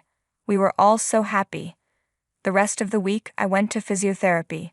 The therapist said it would take a couple of years to relearn how to walk, but I was okay with it as long as I could walk again. It was tiring and tough, but I knew I had to keep going to get better. Finally, the weekend arrived, and I waited nervously for Sam and Bill to show up. Bill had told us he threatened to fire Sam if he didn't come over and apologize, but Sam didn't know Bill would be there too. When Sam arrived, I have to admit, I wanted to yell at him. I wanted to hurt him as much as he hurt me, but I let Bill handle it. My parents just glared at Sam as he walked over to me, trying to start a regular conversation. Hey Rita, he said. Hey Rita? Is that all you have to say? You left me for almost a month, and this is all you have to say? What are you even doing here? Sam tried to brush it off. Don't make this hard, Rita. You made it hard when you were texting and driving, and then you left me all alone, knowing I couldn't take care of myself. Sam sighed, See, this is why I can't take care of you. You're always nagging and making me feel bad. I make you feel bad? Since when? You've never once taken care of me. Again, see, you always do this. Do you think I don't feel bad? No, I don't think you do. If this is your way of apologizing, it's sad. Whatever, I tried to apologize, but you're being difficult. I did my best. I'll just leave now. I couldn't believe this was the man I married. Had he always been this heartless? I felt a lump in my throat and my eyes started to tear up. My heart hurt. Bill had to threaten him to even come back, and yet he didn't even try to apologize. He just blamed me again. Did he really not care about me at all? I looked at my parents and they looked just as shocked as I was as Sam turned to leave. I saw my dad snap out of his shock and rush toward Sam. Before Sam could react, my dad turned him around and punched him square in the nose. Sam yelled in pain, hunching over, and started screaming at my dad, but my dad just stared at him blankly. My mom rushed over to check my dad's hand to see if he was hurt, which, thinking back, was kind of funny. She was more concerned about my dad's hand than Sam's pain. While we were all caught up in what happened, we didn't notice that Bill had walked in. He took one look at Sam's bleeding nose and my dad's bruised knuckles and seemed to figure out what had happened. My parents eventually noticed Bill, and when Sam saw them looking in Bill's direction, he looked up too. Seeing his dad there made his face turn pale. Dad, what are you doing here? Sam asked. I thought I'd drop by to see how the apology was going, Bill said, and well, I guess it didn't go so well. I tried, but this man hit me, Sam exclaimed. Bill turned to me, Rita, is that true? Did he apologize? No, not really, I replied. He just blamed me for everything, and when I called him out, he said he left because I was too difficult. Bill sighed, Wow, I'd love to say I'm surprised, but I'm not. Sam, you've disappointed me yet again. Sam tried to defend himself. Oh, come on, Dad. Even you have to admit she's being difficult. Try taking care of someone who's always nagging. Bill's voice was stern. You were the reason someone needed to be taken care of in the first place. You're selfish and ignorant, and I want nothing to do with you. Clear out your desk tomorrow and get out of all of our lives. You can't do that, Sam protested. I'm literally your legal heir.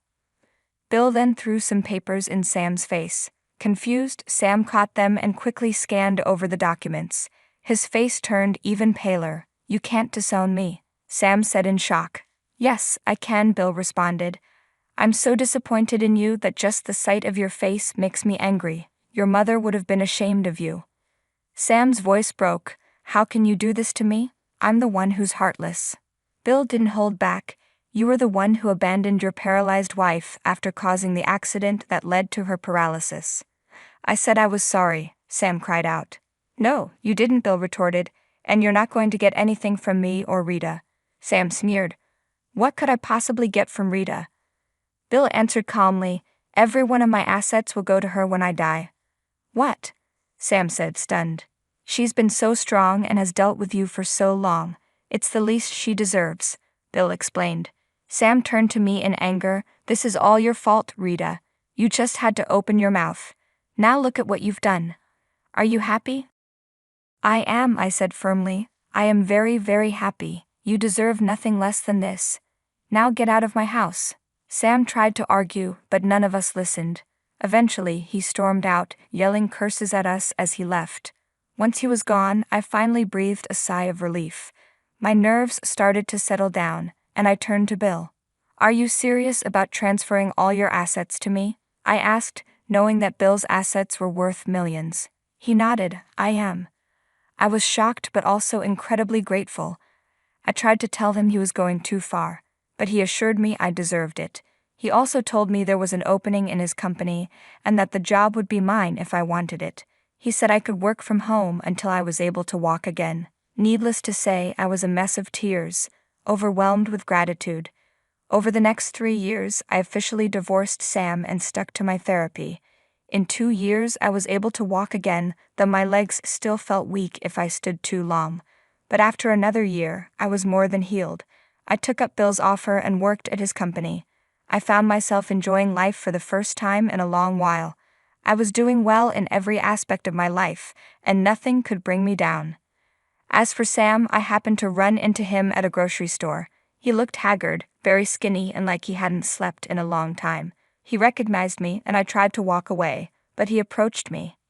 You can walk? He asked, shocked. Yeah, it took a while, but it turned out that my condition was curable, I replied. So you lied to me? You stole everything from me and made me look like a villain for nothing, Sam accused. Sam, you did that to yourself, I said calmly. If after all these years you still don't understand what you did wrong, you're beyond help. Sam's voice softened. These years have been nothing but a struggle. Look at me. I'm constantly tired and all alone. I would care, but I can't bring myself to, I said, unfazed. My dad was stupid to give you everything, Sam muttered bitterly. Oh, but I'm the one working harder than you and actually growing the business, I countered. In fact, just yesterday, your dad was telling me how smart it was to hire me in your place. It doesn't matter, Sam said, trying to regain control. I'll talk to my dad and have him see the error of his ways. Whatever, Sam. I wish you nothing but luck. Goodbye. Running into him and seeing him in that state made me feel great. He finally got what he deserved. It's sad that he still thinks he's right, but that's no longer my concern. Now I just plan on living my best life, surrounded by people who actually care for me. I'm done making excuses for people, and I've learned my worth. I hope that everyone listening will take a page from my book and realize that your worth is always more than being treated like trash. Always stick with those who are there for you at your lowest, because they'll be the ones who soar with you at your highest. Hi, I'm Emily, and I just turned 29. Years ago, I made the mistake of marrying a man with lots of problems, thinking love would fix everything. I believed I could show him how valuable he was, but I was wrong. Love is strong, but it can't make someone love themselves.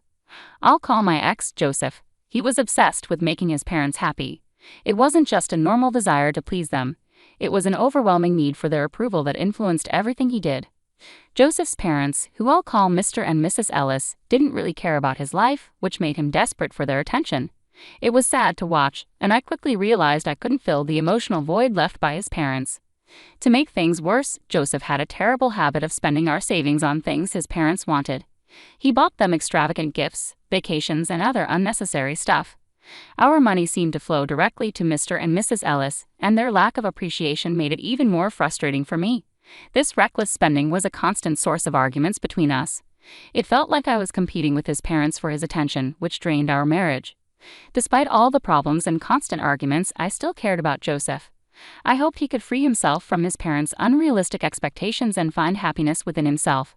But it became clear that my love wasn't enough to help him escape their negative influence. Things took an even sharper turn one day. Joseph came to me looking serious and said he had something important to tell me. After all the ups and downs we've been through, I prepared myself for the worst, not knowing the bombshell he was about to drop. As he started talking, I had a gut feeling this would lead to our biggest argument yet. "Emily, there's something important I need to talk about," he said seriously.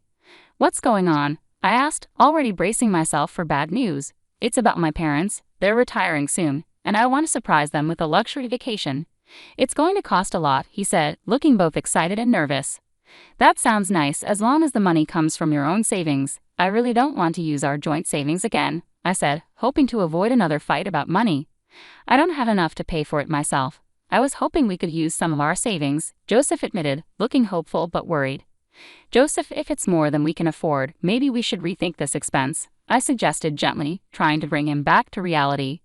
But he got upset. "You just don't understand, Emily. I love my parents and want to do something special for them. Love isn't about counting every penny. It's about grand gestures," he argued passionately. I argued, but love is also about being there for each other and making sacrifices together, not at the expense of our financial stability. This trip might be important to them, but we need to think about our future too.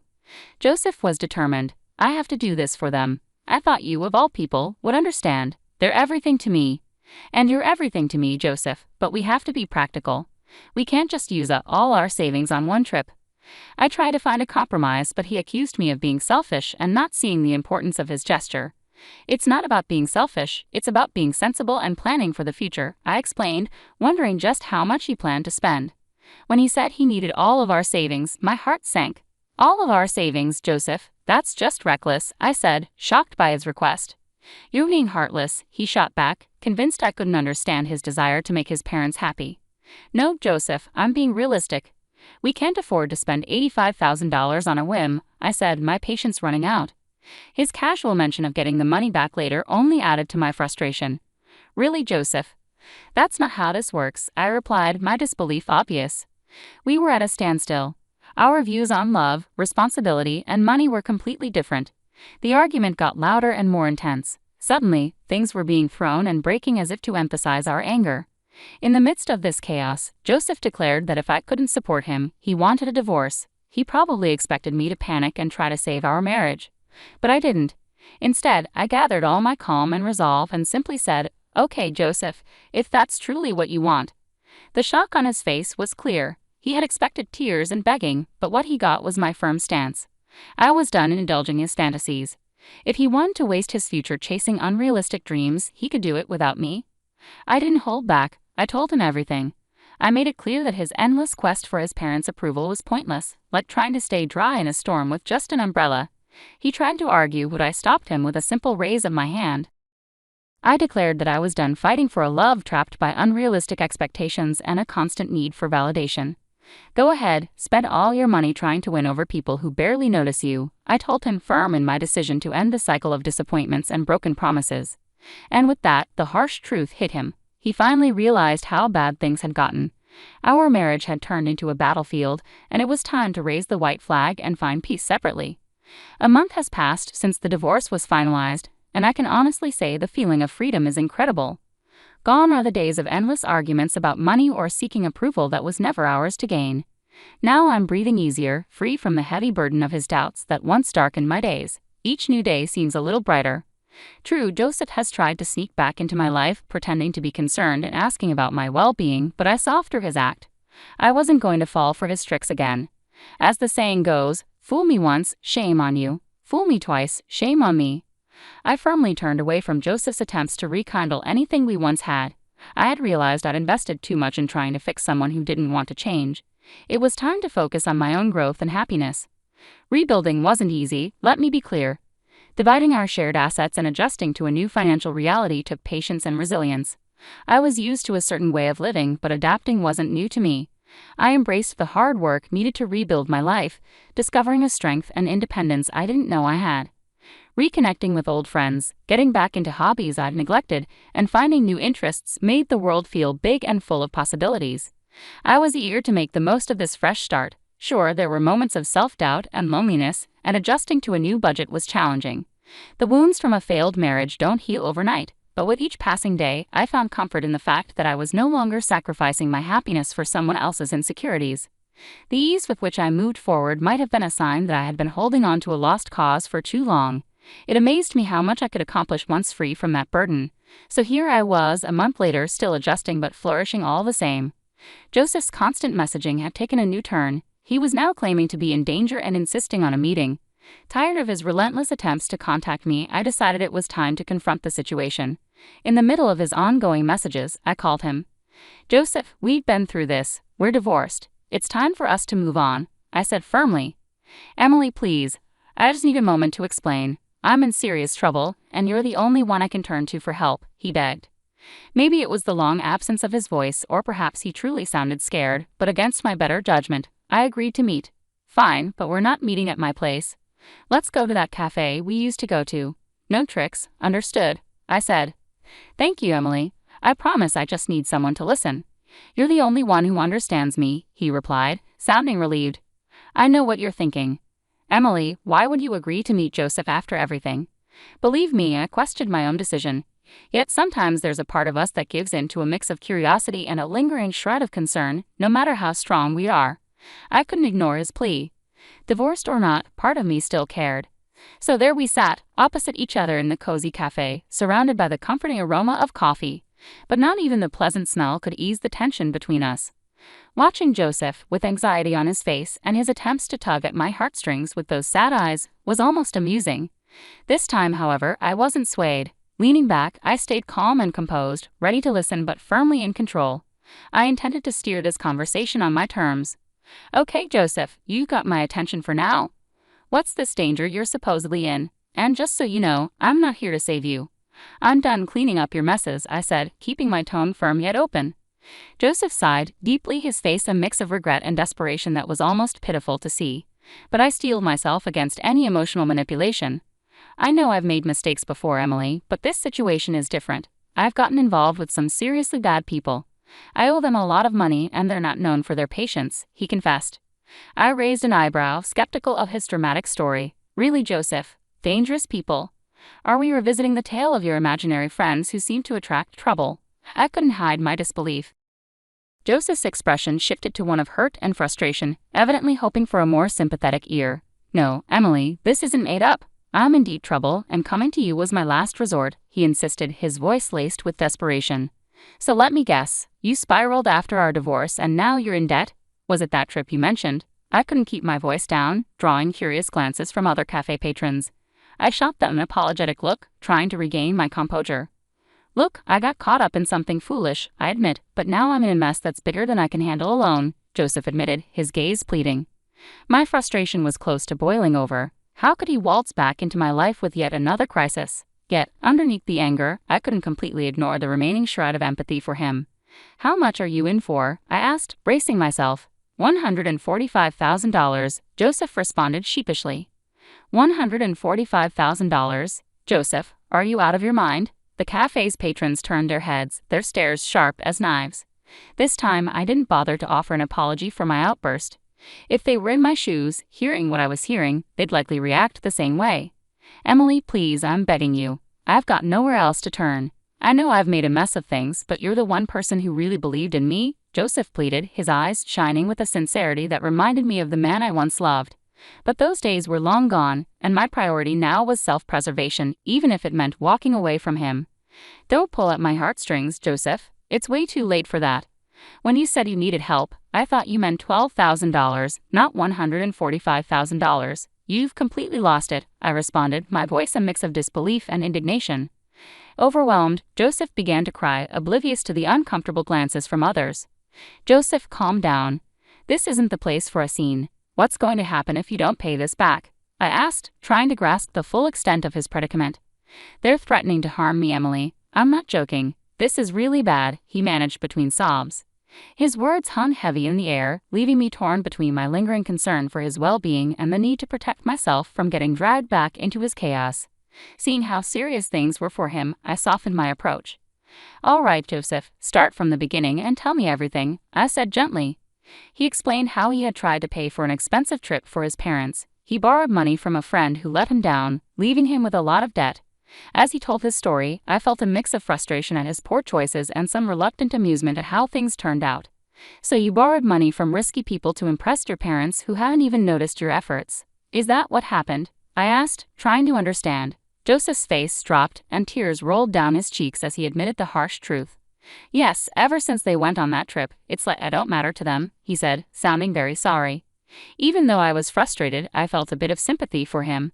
It was a tough lesson for Joseph, and seeing him so regretful made me feel a bit compassionate. You've really gotten yourself into a tough spot, I said. Joseph, I know you don't want to hear I told you so, but you did create this mess yourself. I warned you it wasn't a good idea, and now you chose to leave me over it, and here you are, struggling. You put everything into trying to make your parents happy, but all you got in return was silence. It's a hard lesson, but it's one you needed to learn, I said, feeling a mix of concern and resignation. This was a hard truth for both of us. Joseph had based his self-worth on people who couldn't appreciate his sacrifices, and I had to accept that I couldn't protect him from his own choices anymore. I hoped that facing these tough consequences would show him that I had always been on his side. But his need for parental approval was his downfall. As we sat in silence, the weight of our past, filled with broken promises and dreams, was heavy. I realized it was time to let go completely. No more second chances, no more trying to fix what was beyond repair. Joseph needed to face the results of his actions alone, and I needed to move on and find my own happiness. I hope you find a way out of this, Joseph, I said, my voice firm with finality. You're not going to help? Joseph asked, looking surprised. No, I'm not, I replied. Joseph, I can't help you. Why not? He asked. Because I don't have the money to bail you out, and even if I did, taking on a huge loan that I'd be paying off for years isn't an option. I can't afford to be as reckless as you've been, I explained firmly. Come on, Emily, please. I'm begging you, he said, his desperation clear. Joseph, expecting me to fix this for you, especially with how you're acting, isn't realistic, I said, my patience wearing thin. Yeah, I did expect that. You're my ex-wife, not my enemy, he replied, still holding on to hope. But it was clear our lives had gone in different directions. My focus now was on finding my own peace and happiness, separate from the chaos we once shared. And that's the problem, Joseph. You expect me to always be there to clean up your mess because that's what I used to do. I was your wife, so helping you out of trouble was something I did naturally. But I can't and shouldn't keep doing that. It's not my responsibility anymore. After everything, I don't owe you anything, especially considering how our money was wasted on your ungrateful and toxic parents. But I love them, Joseph said, but I love myself too. And loving myself means doing what's best for me, including taking care of my own well-being, I said. Joseph looked down, realizing that he wasn't going to get the help he wanted from me. Since it seems like you're out of options, here's one piece of advice. Leave. Move somewhere far away where they can't find you. If you can't do that, I'm not sure what else you expect from me. He sat there in silence, clearly frustrated by my refusal to help him this time. It's time for us to go our separate ways, Joseph. I can't keep being dragged back into your problems. We both need to find our own peace, I said, hoping he would understand. If you really cared about me, you'd help, he said, anger in his voice. Goodbye, Joseph. I'm changing my number, I said firmly as I stood up to leave. As I walked away, Joseph stayed seated, his face showing a mix of emotions. It was a tough but necessary step for me to take for my own happiness and self-respect. My name is Lacey, and I want to share the story of my difficult marriage. It all started 5 years ago when I met Aaron, and things unfolded in a way I never expected. Back then, I was doing well in my career as a senior marketing manager at a top tech company. My job not only made me happy, but also paid really well. For a while, I was the main provider for our household because Aaron was struggling with on and off unemployment. He was chasing his dream of becoming a writer, and I fully supported him. Aaron had a way of charming everyone around him. Writing was his passion, and I truly believed he would be successful one day. Even though I had my own career, I made sure to cheer him on in his pursuit. We often stayed up late talking about the future we wanted to build together. Aaron would sometimes take on small jobs to help out, but I always told him not to worry.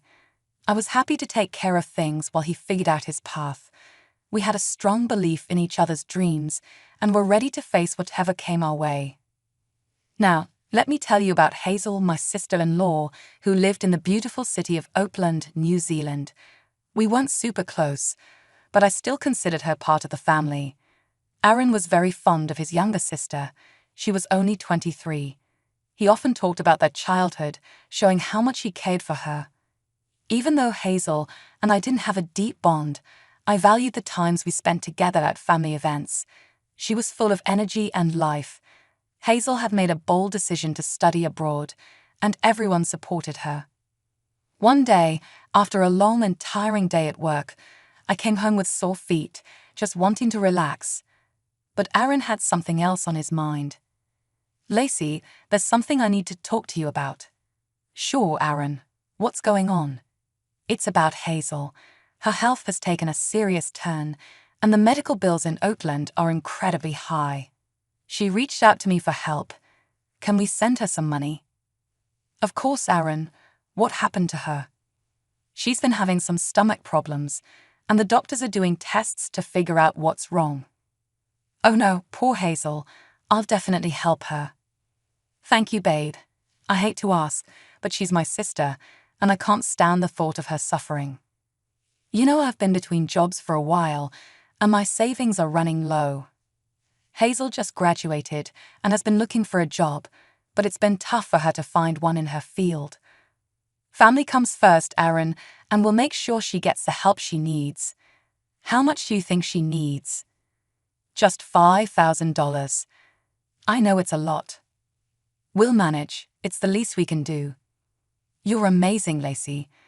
I promise I'll pay you back as soon as I find a steady job. I hate that it's come to this, but I'm so grateful for your support." "Don't worry about paying me back, Aaron. Family sticks together." Without hesitation, I agreed to send the money. I made this decision out of love, compassion, and a strong belief that family always comes first. I thought I saw genuine concern in Aaron's eyes for his sister, and I couldn't stand to see him worried. After all, what's the point of the money I earn if I can't use it to help the people I care about most? I've always believed that money only has real value when it's used to make a positive difference in the lives of loved ones. It wasn't about the amount or the inconvenience. It was about standing by Aaron and supporting his family. So I transferred the money to Hazel. But little did I know, this simple act of kindness would set off a chain of events that would turn my life upside down. A few weeks later, Aaron told me that his mom, Sherry, was suddenly flying to Auckland to be with Hazel. He explained that Sherry was really worried about her daughter's health, and he needed to drive her to the airport. When I heard this, I immediately wanted to go with them. I wanted to meet Sherry before her flight and offer her some comfort during this stressful time. Even though Aaron said it wasn't necessary, I went anyway. "So, Aaron, how exactly is Hazel doing? What have the doctors said?" "Well, it's a bit complicated, Lacey. She's been having these stomach issues, and the doctors are still trying to figure it out." "Yes, dear, they haven't been able to pinpoint the exact cause yet. It's been quite tough for her." "Stomach issues. That sounds pretty vague. But she's been seeing the doctor regularly, right?" Yes. She's seen a few specialists, but they haven't reached a conclusion yet. It's frustrating, darling, but we're hopeful she'll get better soon.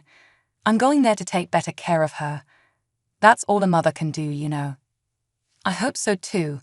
It's just strange that it's been going on for a while, and there's still no diagnosis. For someone her age to have these issues. Let it go, Lacey. Let's just focus on getting Mom to the airport right now." While Sherry was in Auckland, life went on as usual. I went to work, and Aaron stayed home, working on his novel. Another month passed, and Aaron asked for more money. He explained that Hazel was moving for a new job, and needed help with her apartment. Sherry was still in Oakland, and from what I knew, Sherry had enough money to help Hazel herself, but I didn't voice my doubts. I couldn't bring myself to question Aaron's family, even though the situation was becoming more confusing. So I quietly sent Hazel the $3,000 she needed, hoping this time it would really help her. But then, a week later, Aaron made a shocking request that left me stunned. "Lacey, I need to ask you for something big." "What is it, Aaron?" "I need you to send my sister $50,000. $50,000, Aaron? That's half my annual salary. Why would Hazel need that much money?" "Hazel's health is getting worse, Lacey. It's a serious stomach condition, and the doctor says she needs surgery. She's in pain, and we can't wait any longer." "I understand that, Aaron, but why won't you tell me exactly what's wrong with her? It's so frustrating not knowing. You're always so vague. Why couldn't Sherry help with the $3,000 last time? First, it was for a diagnosis, then for an apartment, and now surgery. Sherry has her own expenses, Lacey. She's been helping Hazel too, but this situation is beyond what any of us expected. I get that, but it's hard to keep giving money without knowing where it's going. It's complicated, Lacey. I wish I could explain it better, but it's a medical thing, and Hazel's privacy matters too. I'm not asking for every detail, just more than some stomach issue. This is about her life, Aaron. I can't keep sending money blindly." "Are you seriously questioning Hazel's health? I can't believe you're being so heartless about this." "I'm not being heartless, Aaron. I'm scared. I need to protect our future too. I can't drain our savings without knowing more. If you can't trust me on this, maybe we don't have a future together. I would want a divorce if you don't help me." "Are you really threatening me with divorce over this? I just want to know where our money is going." "You're unbelievable, Lacey." "Fine, do what you want, but remember, you're making this choice. Don't go around telling everyone I left you when it's clearly your fault." I sank onto the couch, feeling the weight of Aaron's request crushing me. My thoughts were spinning like a blender on high speed. Why all the secrecy? First, it was money for Hazel's diagnosis, then for her apartment, and now for surgery. It just didn't add up. I sat there, wrestling with my emotions. On one hand, I loved Aaron deeply. I didn't want to see him hurt or upset, and I always put family first. But on the other hand, something didn't feel right. I needed proof, some clarity, but all I got were vague explanations. Despite my doubts, my love for Aaron and my sense of loyalty won out. I ended up transferring the money to Hazel. She sent me a quick thank you text. The next morning, I told Aaron what I had done. "I'm sorry for doubting you, Aaron. I transferred the money to Hazel." "You did, Lacey. You're the best. I'm sorry about last night. The whole divorce thing just slipped out. I didn't really mean it." Even after sending Hazel the money, I couldn't shake the feeling that something was off. Aaron had threatened me with divorce the night before, but after I sent the money, he was suddenly all sweet and charming again. I couldn't ignore it. Why all the secrecy about Hazel's health? And why wasn't Sherry helping her own daughter more? I loved Aaron and his family, but these questions kept nagging at me. To clear my head, I decided to meet up with my best friend, Imani, at the cozy cafe, our go-to spot for heart-to-heart talks. I needed the comforting atmosphere more than ever. "So, Imani, did I miss anything exciting at that dinner party you mentioned last night?" "Oh, you missed out.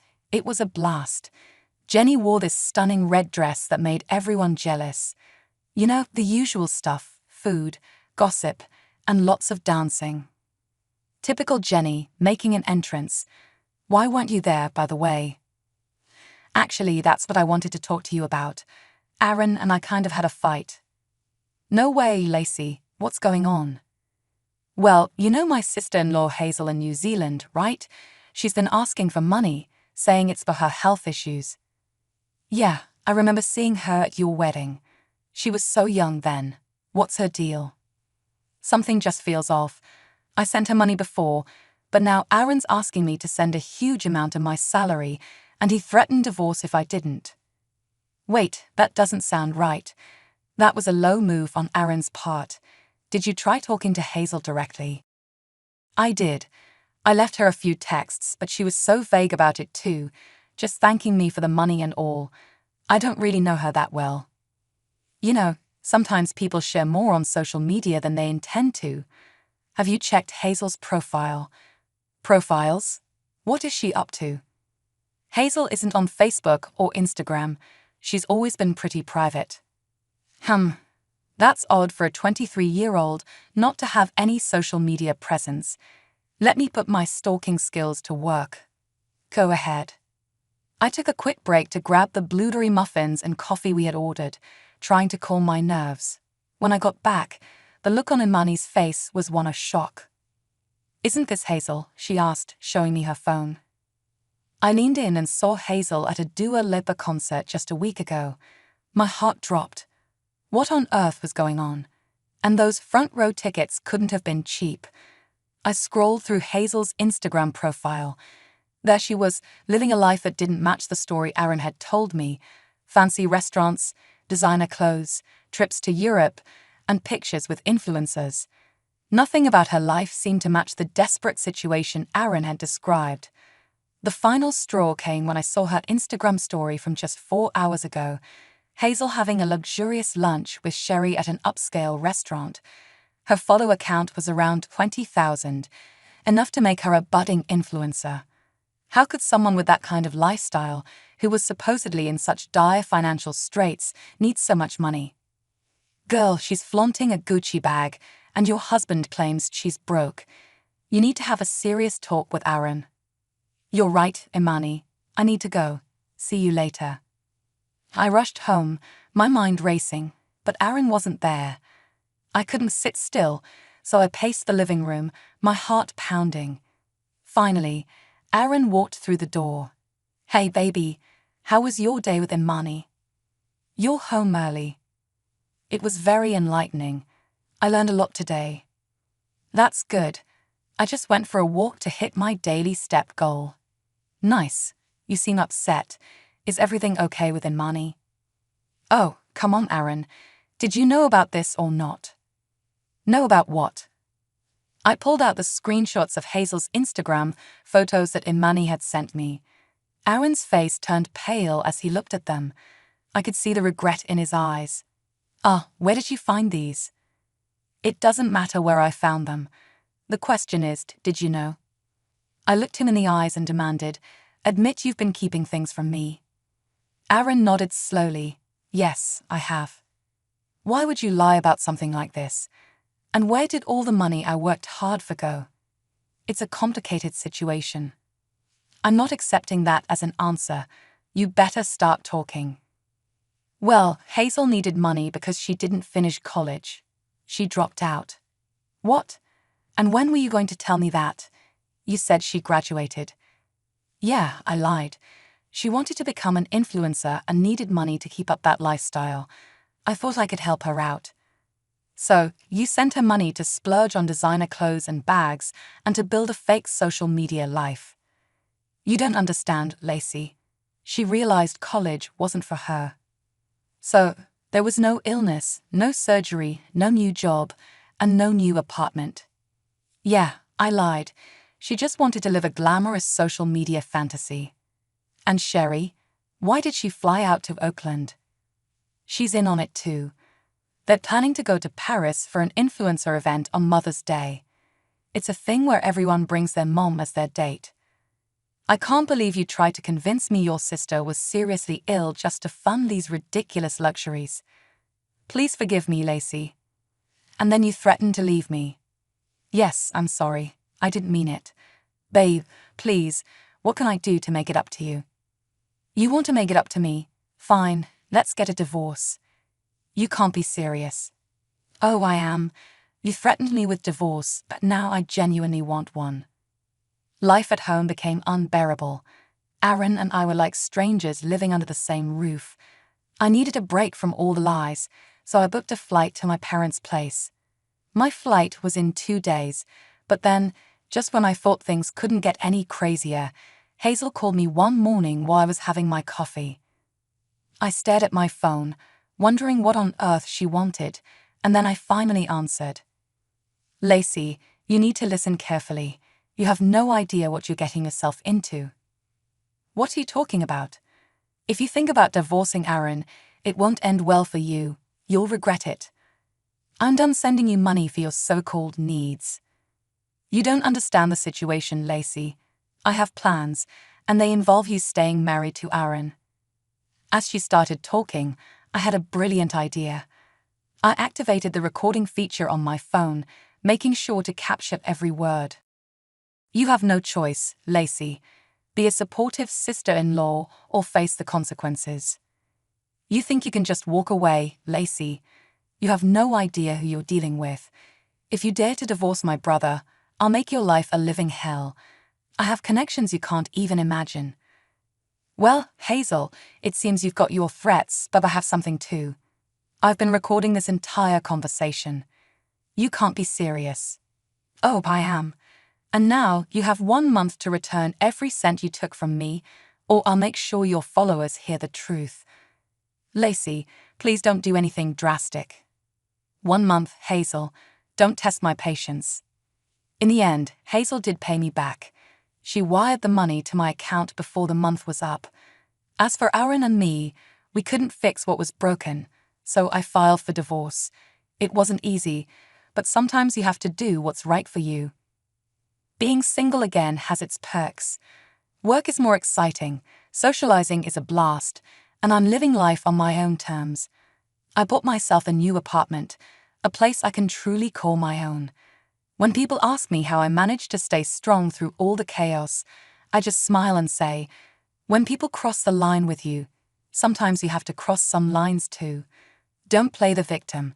Take control of your life and your happiness.